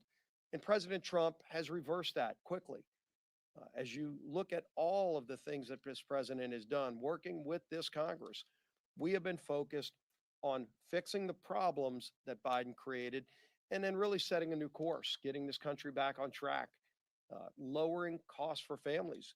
You heard Chairman Guthrie and Congressman Begich talk about this great energy agenda that we're continuing to deliver on. Of course, in the working families tax cut, we had a lot of provisions in that bill. In fact, that Congressman Begich himself brought forward to open up areas in Alaska. I walked the Alaskan pipeline in Section 1002 of the North Slope, and to see all of the ability to produce energy in America that had been shut down under Joe Biden. We couldn't even produce the energy we know we have here in America because of stupid policies by the Biden administration. And we've been reversing that. Many of those provisions that Congressman Begich campaigned on, he already delivered on in the working families tax cut, but there's more to do. And so we're bringing some of those bills to the floor this week. You're going to see the Department of Interior probably this week, hopefully in the next 2 weeks, roll out their 5-year leasing plan for the Gulf of America. Again, something that President Biden shut down that drove investment to foreign countries. We saw billions of dollars of energy investment moving to foreign countries because Biden shut down America. Well, America's open up for business again. And that means more jobs here in America, but really importantly for families, lower energy costs. And energy costs affect everything that we do. When you go to the grocery store, lower energy costs mean lower food costs for families. And so we're going to keep delivering on that agenda. Obviously, this week, it's going to be a very aggressive schedule, and we're going to continue to move bills in the future. Something else the Democrats broke, and we talked about this a lot during the shutdown here at this podium, and that is the healthcare crisis in America. The current law in healthcare is the Affordable Care Act. I think everybody would recognize it's unaffordable for millions of American families. And yet they have dumped more families into that plan, and the cost increase are evident. 80% increase in cost for families since Obamacare passed. And yet, as the Affordable Care Act has failed to work for families, Democrats continue to try to shove hundreds of billions of dollars more into that failed program and not giving relief to families, but giving COVID subsidies to insurance companies. That's what Democrats were fighting for. You saw President Trump today saying, one of the things we want to do as Republicans is give those tax credits to families, not to insurance companies like Democrats want to do, but to give it to families. We've been working before the shutdown with our three relevant committees, Chairman Guthrie's committee in Energy and Commerce, Chairman Jason Smith in Ways and Means, and Chairman Wahlberg over in Education and Workforce. The three committees that work on healthcare policy to focus on legislation that would actually lower costs for families and give families options so they're not trapped in the Unaffordable Care Act policies that drive up their premiums. And so we've brought bills. We had some of those we talked about in the working families tax cuts that didn't make it all the way through the process. We're going to be coming back to that. We moved PBM reform last year, very bipartisan bill that Chuck Schumer sat on because he and Democrats don't want to lower costs for families. We do. And we're going to keep bringing those bills over the next few months. We're working with all of our members. We talked about it again today in conference, but we've been working on it for months. We've been bringing bills to the floor, and Democrats, sadly, have walked away from this because all they want to do is force people into unaffordable products, the Unaffordable Care Act. They want families to have to pay more in premiums because they want a single payer government run healthcare system. It has failed the American people, and they deserve better, and we're going to deliver better for American families. And finally, today we released the calendar for next year, so I know you're all interested in what that's going to be. We're going to have a very busy agenda next year. We're going to continue to deliver here in this Congress for American families. We've got a lot to do this year, and we're going to be doing a lot more this year. But we're also going to have a very busy agenda next year. Democrats they're in disarray right now as a party, but they've got to decide. Are they going to work with us here in this Congress to actually deliver for the American people? Are they going to continue to have, as the speaker talked about, that Trump derangement syndrome? All they do is wake up every day and say, how can they oppose Donald Trump, no matter what he wants to do? When Donald Trump wants to help families, all they do is wake up and say, what is he doing? And they try to do the opposite because the radical Mandami wing of the party just wants to fight President Trump. Well, that's not where America is. America wants to get results. America believes in common sense. We're going to have a resolution Friday that says we stand up against socialism and the atrocities of it. It's not just the bad policies. It's led to murder all around the world where it's been tried. And they don't teach that history, unfortunately enough, in our schools. And so a lot of young people don't even get exposed to the atrocities of socialism, but we'll surely be talking about it and voting on it this Friday. A pretty easy vote, I think, for most people. Hopefully they say, no, we believe in freedom, opportunity, and we stand against socialism. We're going to have that opportunity this week as well, while we're also focusing on affordability. With that, I'm sure you may have a couple of questions for the Speaker of the House, Mike Johnson. Thanks, sir.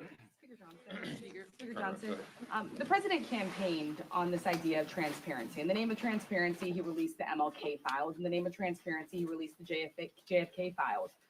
Why not, in the name of transparency, call on the president to just release the full Epstein files? He doesn't even need Congress to have this vote. Well, the president's made very clear his position over the last few days. His truth post over the weekend and what he said.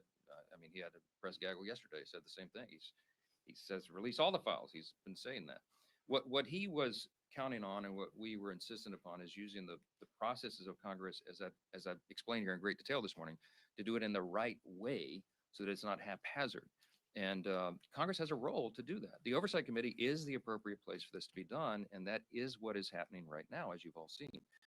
And so we preferred that route. And by the way, as I mentioned, that route is more comprehensive than anything the discharge petition would accomplish anyway, because it didn't even mention the Epstein files and some of these other things. I mean, the estate files. So we want the process to play out. We want it to be done in the right way. We want to do it in a way that doesn't jeopardize our legal system and doesn't inflict more harm on victims.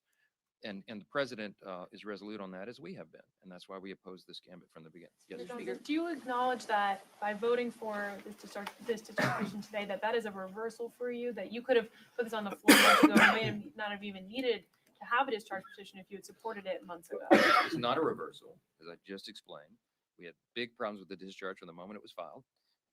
We talked with the authors. There was lots of people that went and pleaded with them to fix it so that everybody could be together, because we've been for maximum transparency. But again, there's a reason you have rules and processes here to ensure that this is not done haphazardly. And I was not satisfied with that. But I've been for maximum transparency for the very beginning. We wanted the process to play out. So yes. I understand where you're coming from with your concerns with the discharge petition. I also understand your want for transparency in this case. You've been very clear on both those fronts for weeks.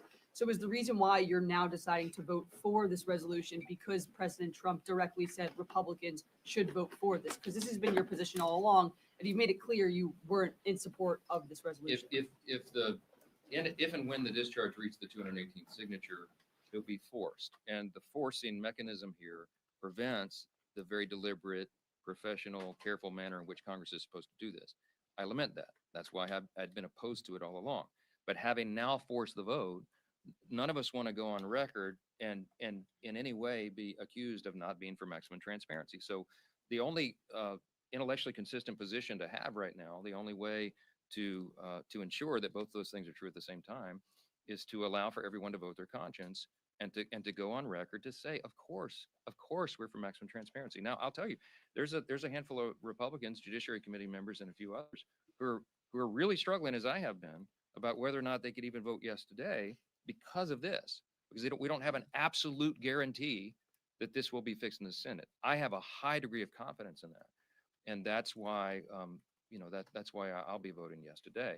And I've talked about that in great detail. We had an hour and a half long conference call on Sunday with Judiciary Committee members who are really, really concerned. I mean, they're all for maximum transparency, but they're really, really concerned about protecting the victims, and I am as well. And that's why we have gone through this whole long process. Last one, Olivia. On that, James Blair today at a Bloomberg event said that they're looking at ways to send millions of Americans checks from tariff dividend revenue, but without Congress being involved.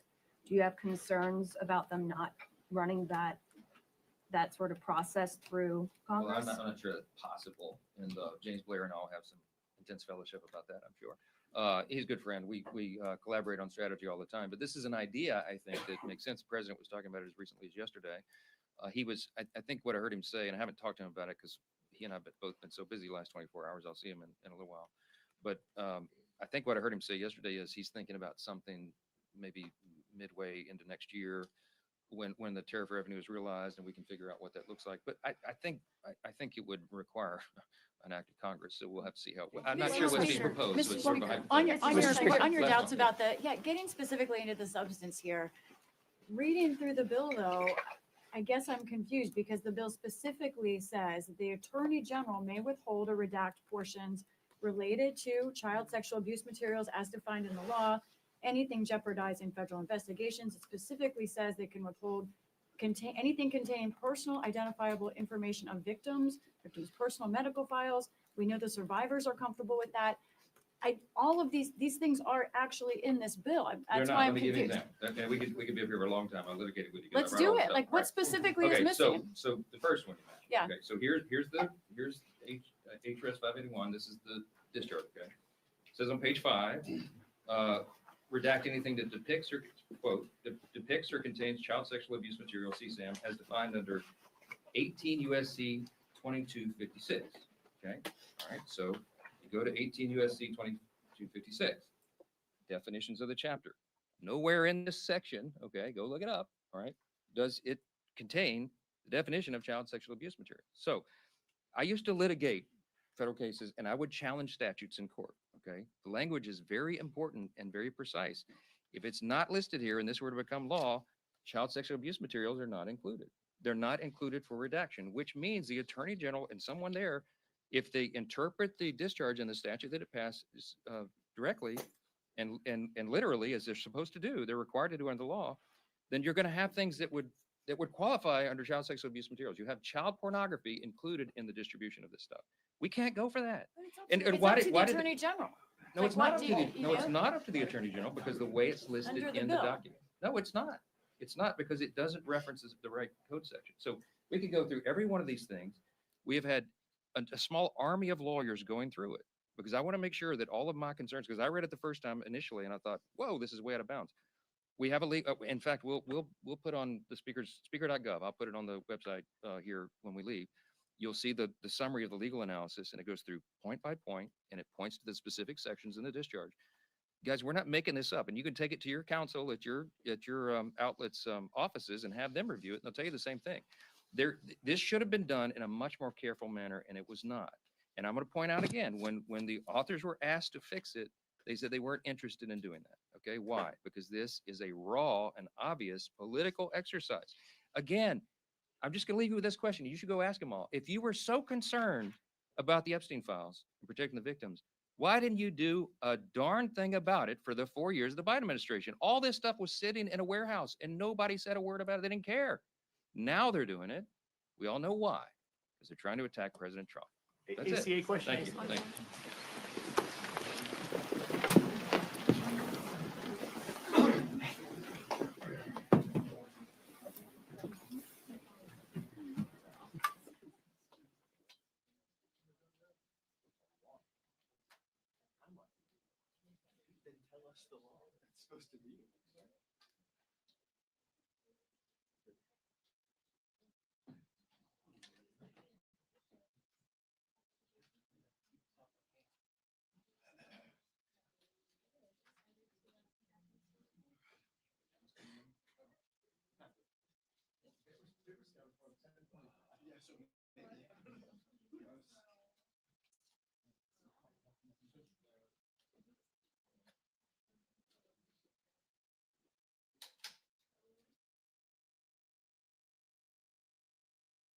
People who carried out and aided in these horrific crimes thought their wealth and power meant that they would never have to answer for them.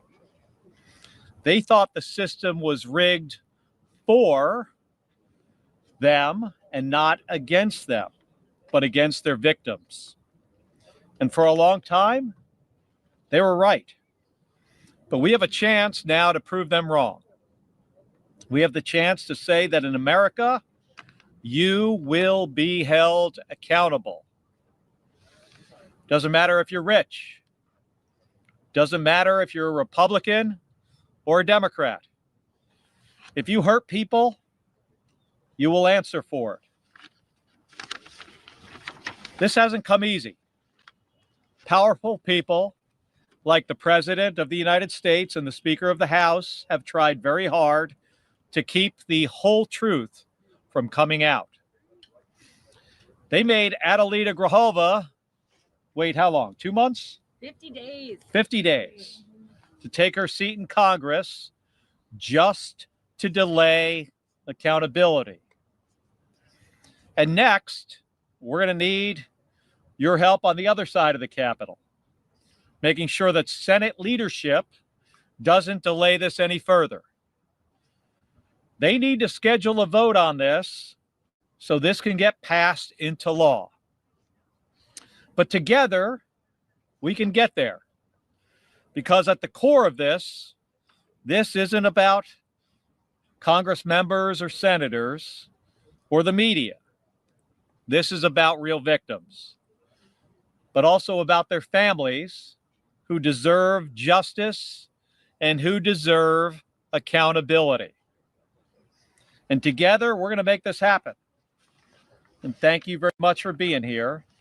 We've got a little bit more work ahead of us, but my hope is that Leader Thune will do the right thing and bring this legislation to the floor of the Senate and allow a vote. Thank you very much. Thank you. Thank you so much. Next up, we have Representative Robert Garcia. Well, thank you. First, let me just start by saying that today, especially, all of our thoughts are with every single survivor and victim of Jeffrey Epstein. These are incredible women who, many of whom were abused when they were children at the hands of powerful men in our country, and censoring them and the work that you're all doing should happen every single day as we debate in the Congress what our next steps are as it relates to holding people and the powerful accountable.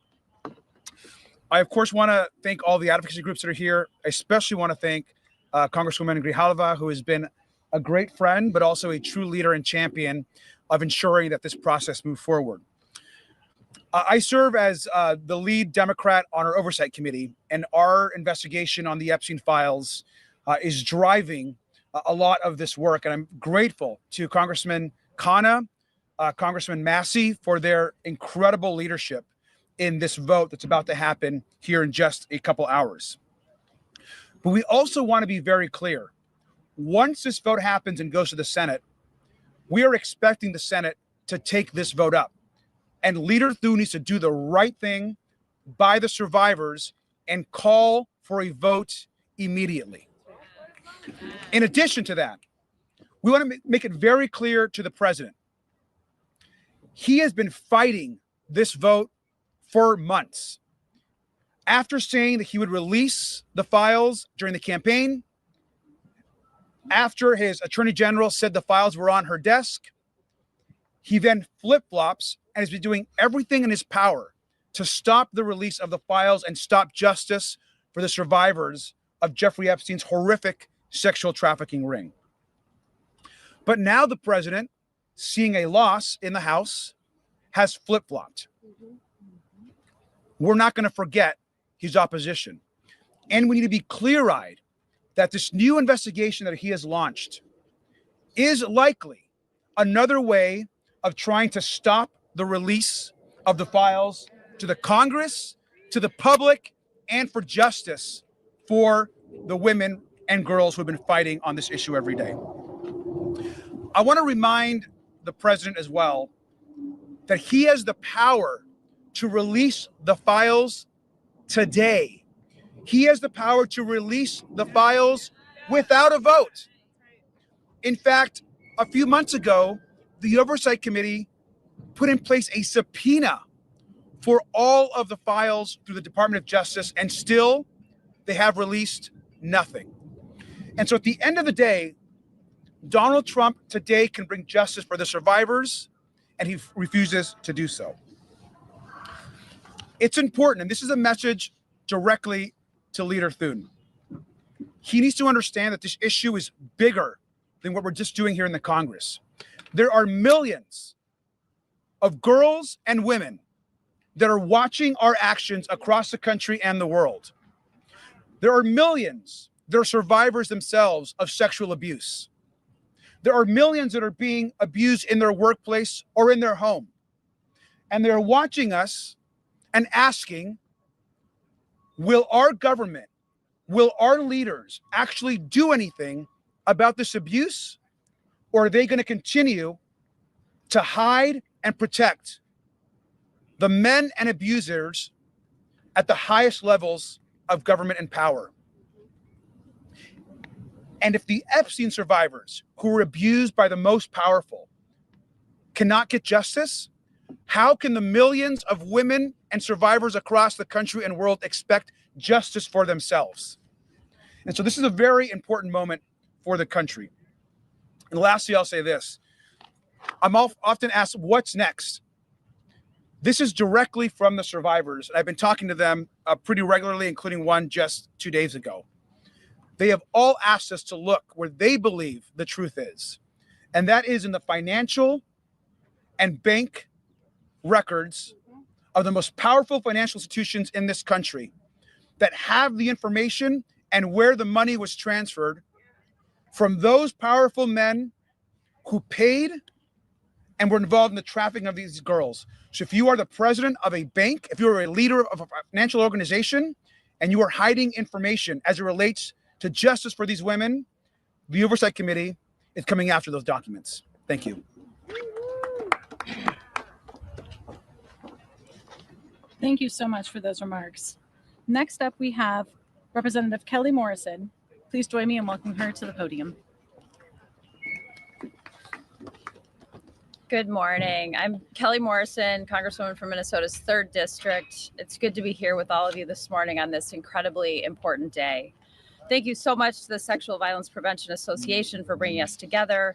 So much gratitude to Teresa for being here today. Your bravery, selflessness, and advocacy are truly remarkable. Your courage to speak out and stand up for others is the only reason we are in this position today, finally able to try and bring the justice and transparency that is far too long overdue. And thank you to the Sexual Violence Prevention Association for delivering this letter today, bringing nearly 50 organizations dedicated to ending child abuse, sexual violence, and human trafficking together to call on Congress to pass the Epstein Files Transparency Act and demand the release of the files. Because that is exactly what today is about: standing up against child abuse, sexual violence, and human trafficking. Today is an opportunity for us to send an important message here in DC, across the country, and across the world. Today is our opportunity to say, no matter who you are, no matter how rich you are, no matter how powerful you are not above the law. No amount of money, power, connections, or corruption can buy you a free pass to abuse children or sell human beings. For decades, the government and people in power have been complicit in covering up the horrific abuses of Jeffrey Epstein and Ghislaine Maxwell. Today, we will say no more. The time has come for the victims and survivors to get the justice and the transparency they are asking for and deserve. The time has come for the perpetrators to be held accountable. The time has come for the corrupt leaders who were complicit in facilitating this to be exposed. The time has come for the American people to get the transparency they have demanded. And we have to ask ourselves, if we don't get this right, if we don't release the files and bring justice to the victims and hold the perpetrators accountable, what message would that send? Today marks a new day. Today we say this will no longer stand. We are putting the rich and powerful on notice. We are saying you cannot and will not get away with exploitation and abuse. There is nothing more deeply American than the notion that everyone has equal rights under the law. And today we are reasserting our rights as Americans. I met with survivors of Jeffrey Epstein and Ghislaine Maxwell alongside members of the Democratic Women's Caucus earlier this fall. Their stories are harrowing. Their testimony is powerful. Their bravery is unmatched. We have seen the lengths the rich and powerful will go to cover up their crimes. But these women are putting everything on the line simply to ensure that we never allow this to happen to anyone else ever again. So today, every single member of the U.S. House of Representatives will go on record to say whether they will be complicit in a cover-up protecting pedophiles and the corrupt, rich, and powerful, or if they stand on the side of justice, truth, transparency, and the American people. It should not be lost, however, that the only reason we are having to take this vote is because the Trump administration is refusing to comply with a subpoena and release the files. The president and his administration are legally required to release the files to Congress and could do so today. They could have released them at any time since he was sworn in. Not only has he refused to comply with the subpoena, he and the Speaker of the House have tried to block the release of the files at every turn, going so far as to shut down the House of Representatives for more than a month. But Americans understand that this is simply not a partisan issue. This is about our very humanity. I hope to see this pass with a unanimous vote in the House today, and I expect the Senate to take it up immediately and pass it with the support of every single senator. And then the president must sign it into law and finally release the files so that the survivors can finally get the justice that they have been denied for far too long. It is truly the very least that we can do. Thank you. Thank you. That was very powerful. Please join me in welcoming Fatima Goss Graves, President of the National Women's Law Center Action Fund. Thank you so much. And as she said, I'm Fatima Goss Graves. I'm president of the National Women's Law Center Action Fund. And I want to begin with deep gratitude to the survivors who have given us the gift of their stories and who have persistent in the face of a lot of resistance. I also lead the National Women's Law Center's Time's Up Legal Defense Fund, which helps to support thousands of survivors of sexual harassment and violence. And in our time running that fund, we've seen a lot. Each week, we've seen survivors who have stories of powerful men using their influence to create harm and to escape accountability. And we've also seen the many ways that survivors risk everything to simply tell their story and get the justice that they deserve. Jeffrey Epstein and Ghislaine Maxwell, they were predators. They used money and connection to exploit and silence and terrorize young women for gratification of Jeffrey Epstein and his friends. But we know abusers are often enabled by individuals and enabled by networks who allow violence to occur and continue and who ensure silence and shame. 6 years after his death, survivors and the American people are still demanding answers about those who participated in covering up the rape and abuse of children.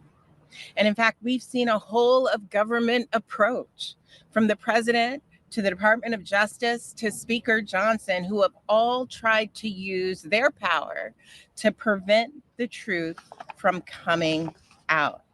So it's up to all of us to ensure that none of this is swept under the rug any longer. This isn't politics. This is about justice. And anyone suggesting otherwise is ignoring the reality of what these young women endured at the hands of these men. And, you know, I have to say, as a leader in the fight for gender justice today, I would not have imagined in this time that I would be speaking with the same voice as some of the members who've joined in support of the discharge petition. We disagree strongly on many, many issues. And today we are able to all come together and demand the release of information on abuse, especially those who currently hold positions of power. And we agree that people across this country, they deserve to know. Democracy and transparency are worth fighting for. Justice for survivors are worth fighting for. And holding the powerful accountable here, it is worth fighting for. So for the survivors who so bravely came forward, our task is to ensure that nothing like this happens again. And that starts with the Epstein Files Transparency Act. It is the only way, as you have heard, to release all of the records and to ensure accountability that the survivors and that the American people have been calling for. Thank you. Thank you so much. Next up, please join me in welcoming Jenna Sherman, Campaign Director for Ultraviolet.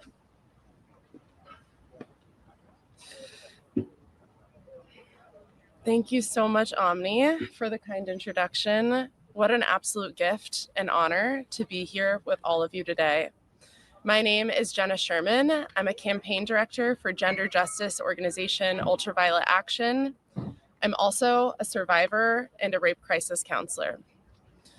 Ultraviolet Action is so incredibly proud to be one of the 47 organizations, 48 total, I think, signed on in support of passing the Epstein Files Transparency Act.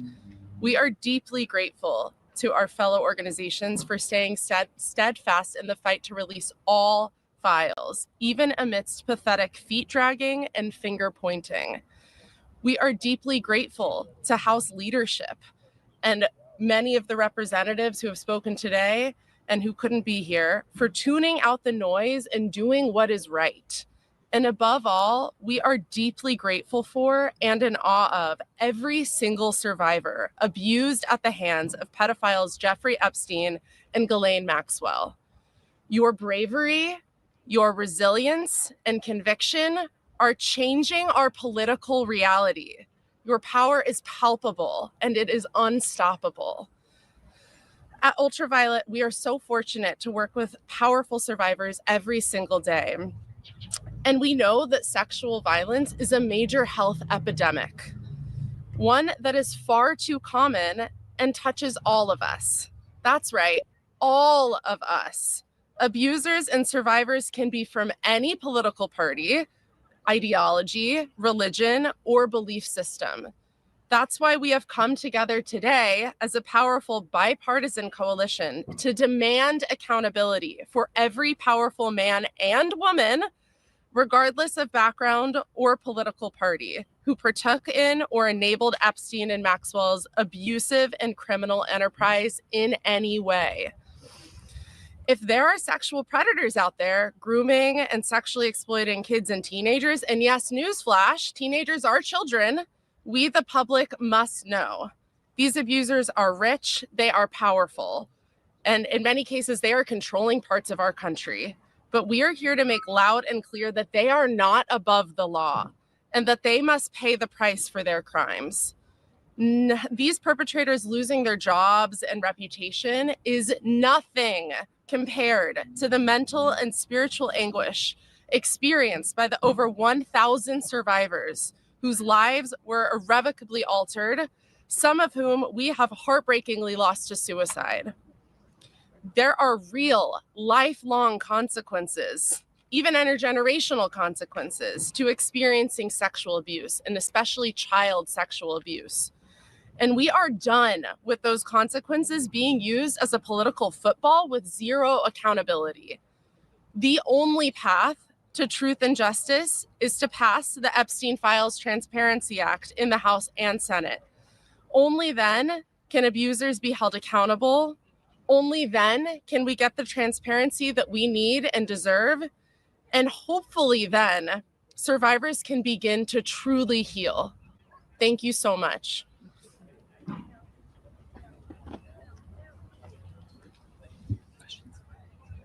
Awesome. Thank you, truly. Thank you to every member of Congress who is pushing for the truth, to every nonprofit leader standing with us, and most of all, to the survivors who continue to show extraordinary courage and resilience. You are the reason we are here. Your strength is what makes this fight possible. Thank you to the 47 organizations who joined our letter. This coalition proves that when survivors lead, the nation must follow. Let me make one final call. Congress must pass the Epstein Files Transparency Act. The American public deserves the full truth. Survivors deserve justice, transparency, and accountability. Preventing the sexual violence epidemic in our country requires addressing this egregious harm and uprooting the systems and institutions that permitted and concealed it. Our democracy depends on our willingness to confront this head on. With that, we will now take about 5 minutes of questions. Congresswoman Grijalva? Yes. You called today a milestone, not the finish line. What happens next if the DOJ doesn't follow through, if the act is passed, get you to this finish line of transparency? You know, we're seeing, I mean, this is a demand from the nation, from people. It's not a partisan issue. So many people, regardless of political ideology, want to see what is in these files. Trump promised that on day one, when he was elected, he was going to release the information, and here we are stuck. And my concern truly is that with this, partisan sort of launching of investigation of just Democrats that are implicated, that will hold up in some way the release of the full files. And so I do think that we have to look at that for sure. Yes. Yes. Congressman Roy Connor believes that Prince Henry should be subpoenaed to speak before Congress. I'm just wondering if you agree with that, and whether you think that the UK government and the royal family should cooperate in ensuring that happens. I think really any way that we can get more transparency and more justice for the survivors, we need to utilize every avenue. So if Prince Andrew has information that would be beneficial to Congress, then we should utilize that avenue. Well, I mean, if if the leadership that has been working on this issue much longer than I have believe that he has insightful information, then we should utilize that option. Yeah. Yes. Congresswoman. Oh, I'm sorry. Speaker Johnson today called for Leader Thune to amend the Transparency Act. He listed 5 things, laws he says in it, including to protect victims and whistleblowers enough. What's your reaction to that? And do you think this is just another delaying tactic? I believe it's another delaying tactic. I do think that the Transparency Act really covers that information and trying to protect survivors. And so, again, my concern is that there continues to be this resistance in releasing information that the public is demanding, because survivors are demanding it. And they need to be able to move forward and begin this healing process. And every turn that this administration takes in trying to prevent the full information from getting out is just another ploy to hold on and protect, pedophiles and protect people in power. Yeah. Okay. It's just been revealed that Congresswoman Stacey Plaskett was actually texting with Jeffrey Epstein during the hearing. I know you're new here, welcome. But what is your response to that? And should Democrats move to censure her, saying she was texting with a convicted child sex offender? I have no information about that. I can't verify that information. And so I'd rather not speak on it. Happy to follow up on that. Yeah. Thank you. All right. We're all good? Thank you. Thank you Thank you so all. much. Thank you. Thank you so much. Absolutely. Thank you so much for all of your work. Yeah. Thank you for being here. I'm sorry, this was such a whirlwind. Yes, thank you. I really appreciate it. I was the same for my dad and I Literally practice. Good. Thought of you a good snapper and organizing work. Oh, I'm sorry. Yeah. Oh, I'm sorry. Let me get it. Wait, so can you go to? Yeah, you go. I'm like, Thank you. I heard. I know you've got places to be. Here, Joe, you can go right out in front. Get in there. Yeah, this is for us. Thanks, sweetie. Can we get one behind the Epstein files? Oh yeah, you're actually so right. We should have just done that originally. Nate, is that a good angle for my chins? Thank you. Since it's her us. I hate when they come down under. I know. Thank you so much. No, when they're like, "Oh, is everyone's favorite angle this?" I'm like, "It's absolutely not that." It's Actually, not. Like no one looks good. Go push because you're often on steps and they're below you. Thank you. all right. Oh my goodness. Okay. Thank you. Do you want to? Wait here. I'm taking my.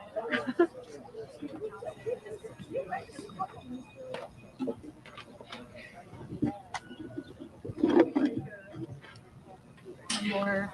Hopefully, one where I look like. Yeah, we'll do that after. Should I look like I'm speaking, or should I just be smiling? Or not smiling? This is serious.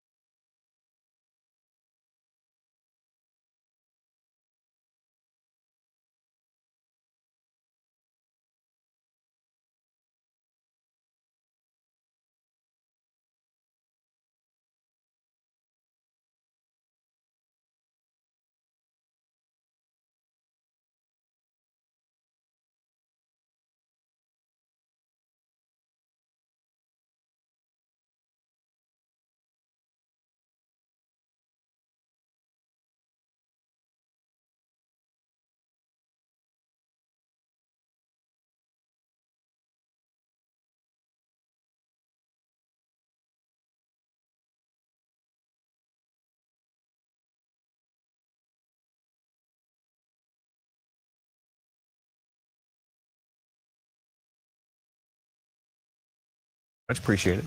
8:16 is the time we're continuing to follow the very latest developments in Washington this morning, where the U.S. House is expected to vote today to release the Jeffrey Epstein files. And we know this measure has become a lightning rod of controversy on Capitol Hill, with one revelation and after another involving the late financier. Doug Luzader joining us live from Washington. Good morning, Doug. What are you learning about the impact of these possible files being released today? Excuse me, Well, the vote today. There are a lot of moving parts in this. I mean, there does seem to be a bipartisan majority to get this done in the House. From there, it's got to kick over to the Senate, which hasn't even scheduled anything yet, although the president seems to have acknowledged that the Senate should take this up and that he would sign it into law if, in fact, it passed, which means we could see a big release. But, as far as the impact goes, we don't know what's in these documents. The Justice Department has a lot of documents on Epstein. A lot of them have been released, but a lot of them have not. So are there going to be other individuals implicated? To what degree is the president mentioned in these documents, and what's the context of all of that? So there are just so many unknowns here, but this is something that a lot of folks have been clamoring for a long time. Well, exactly. And we don't know what might be redacted and what won't. Do we have a sense, Doug, as to if the Senate will pick this up? When? Yeah, nothing's scheduled in the Senate. We don't know if the Senate's going to take this up or not, but the president seems to be kind of signing off on Republican leaders in the Senate doing just that. So seems likely, but nothing's on the schedule. Right. Doug, you mentioned bipartisan support. Do you get the sense there in Washington that a lot of lawmakers just want to do this and then move on? Or are a lot of them kind of on the same page with this? Yeah, we expect this vote in the House to have a lot of bipartisan support. So this is expected to pass the House today. Right. And we'll be watching it all, as we know you will be as well. That's our Doug Luzader in Washington. We appreciate it, Doug, as always. We'll chat again soon. You. Thank you.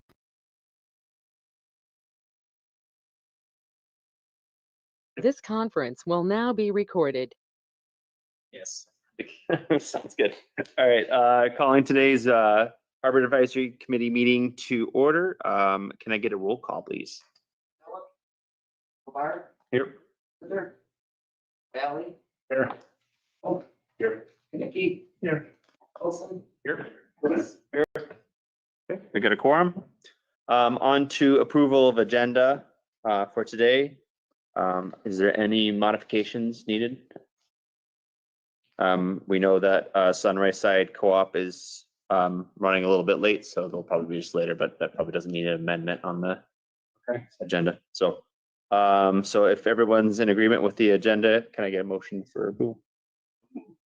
Okay. All right. All in favor? Aye. All opposed? Agenda approved. Approval of prior meeting minutes from May 1st, 2025. We've all had a moment to look through that in the package that Kevin sent. Any changes, amendments? If not, can I get a motion? I'll make a motion to accept the minutes. Okay. Do I have a second? I'll second it, even though neither one of us were there. Just say, all right, all in favor? Aye. All opposed? All right, prior meeting minutes open. So we'll just dump Sunrise Side Co-op to the end of business and see if they can get here. So we'll just jump right into marina regulations and form changes. Oh, I'm open to anything. If anybody wants to change. Where'd all this different between this and last year? Nothing. They are last year's. Yeah. Okay. Yeah, I didn't see anything in there. At least I didn't read anything. Yeah. That I thought was significant. Did you have much success / did it ever happen where like the whole 20 if a slip owner was gonna go away for more than 2 days? Okay. Were you able to rent them out, or was it just, okay? So work. Came back early without telling me, and then they yelled at me. Oh, fair enough. Yeah. Okay. Yeah. Yeah. Which is That's okay. yeah. Fair enough. Usually when they notify you, do you let them know if like, hey, like I got a guy that's coming for this? Yeah. Okay. Fair enough.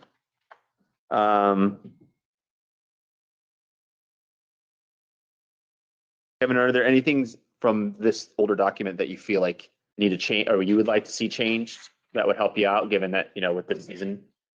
I have been working on going through and slimming this down from 5 pages to, I want to try to get it down to maybe 2 or 3. And that way I feel less bad sending someone a small book every year. And it'll be cheaper to put them on a sign so I can get them posted in like at least 2 locations at the actual marina. But I just kind of feel as though 5.5 to 6 pages or so of regulations is. You had to enforce any of these? Yeah. All the time. Like, what's the most popular one? Unleashed dogs. Yeah. I was just bit a few weeks ago. Yeah. But and then let's see. With just to quickly back up to with like slimming it down, I'm assuming like this kind of document, giving its verbiage, it goes in front of the city attorney just to make sure it's all copacetic. So like with the changes, I'm assuming he gets to consult on the old document, just to make sure there's nothing missing that should. Yeah. Okay. Sorry. So I guess I missed the dog thing. Isn't that a city ordinance? They gotta be. That's a general park ordinance. Yes. Yeah. I'd take that one out of here, but it's a general ordinance anyway, right? That's what I would think. Any of these that maybe are duplications. I can remove anything that's already a city ordinance. I would think so, yeah. Yeah. I would say, yeah, I mean, makes sense to me. Good call. The marina is considered I park. think in the marina regulations, you probably point out that the marina is considered a park. Yeah. And then it and shall, all places, Yeah. I mean, obviously if there's duplication and it's okay to take it off, then go for it. But I think if there's anything that, like the dog situation, if that's a reoccurring issue and it helps. If you crave nature but still shop online, Night and Day Herbals is your dream come true. Discover premium herbal soaps, shampoos, and CBD products. All organic, all for you. Shop now at nightandayherbals.com.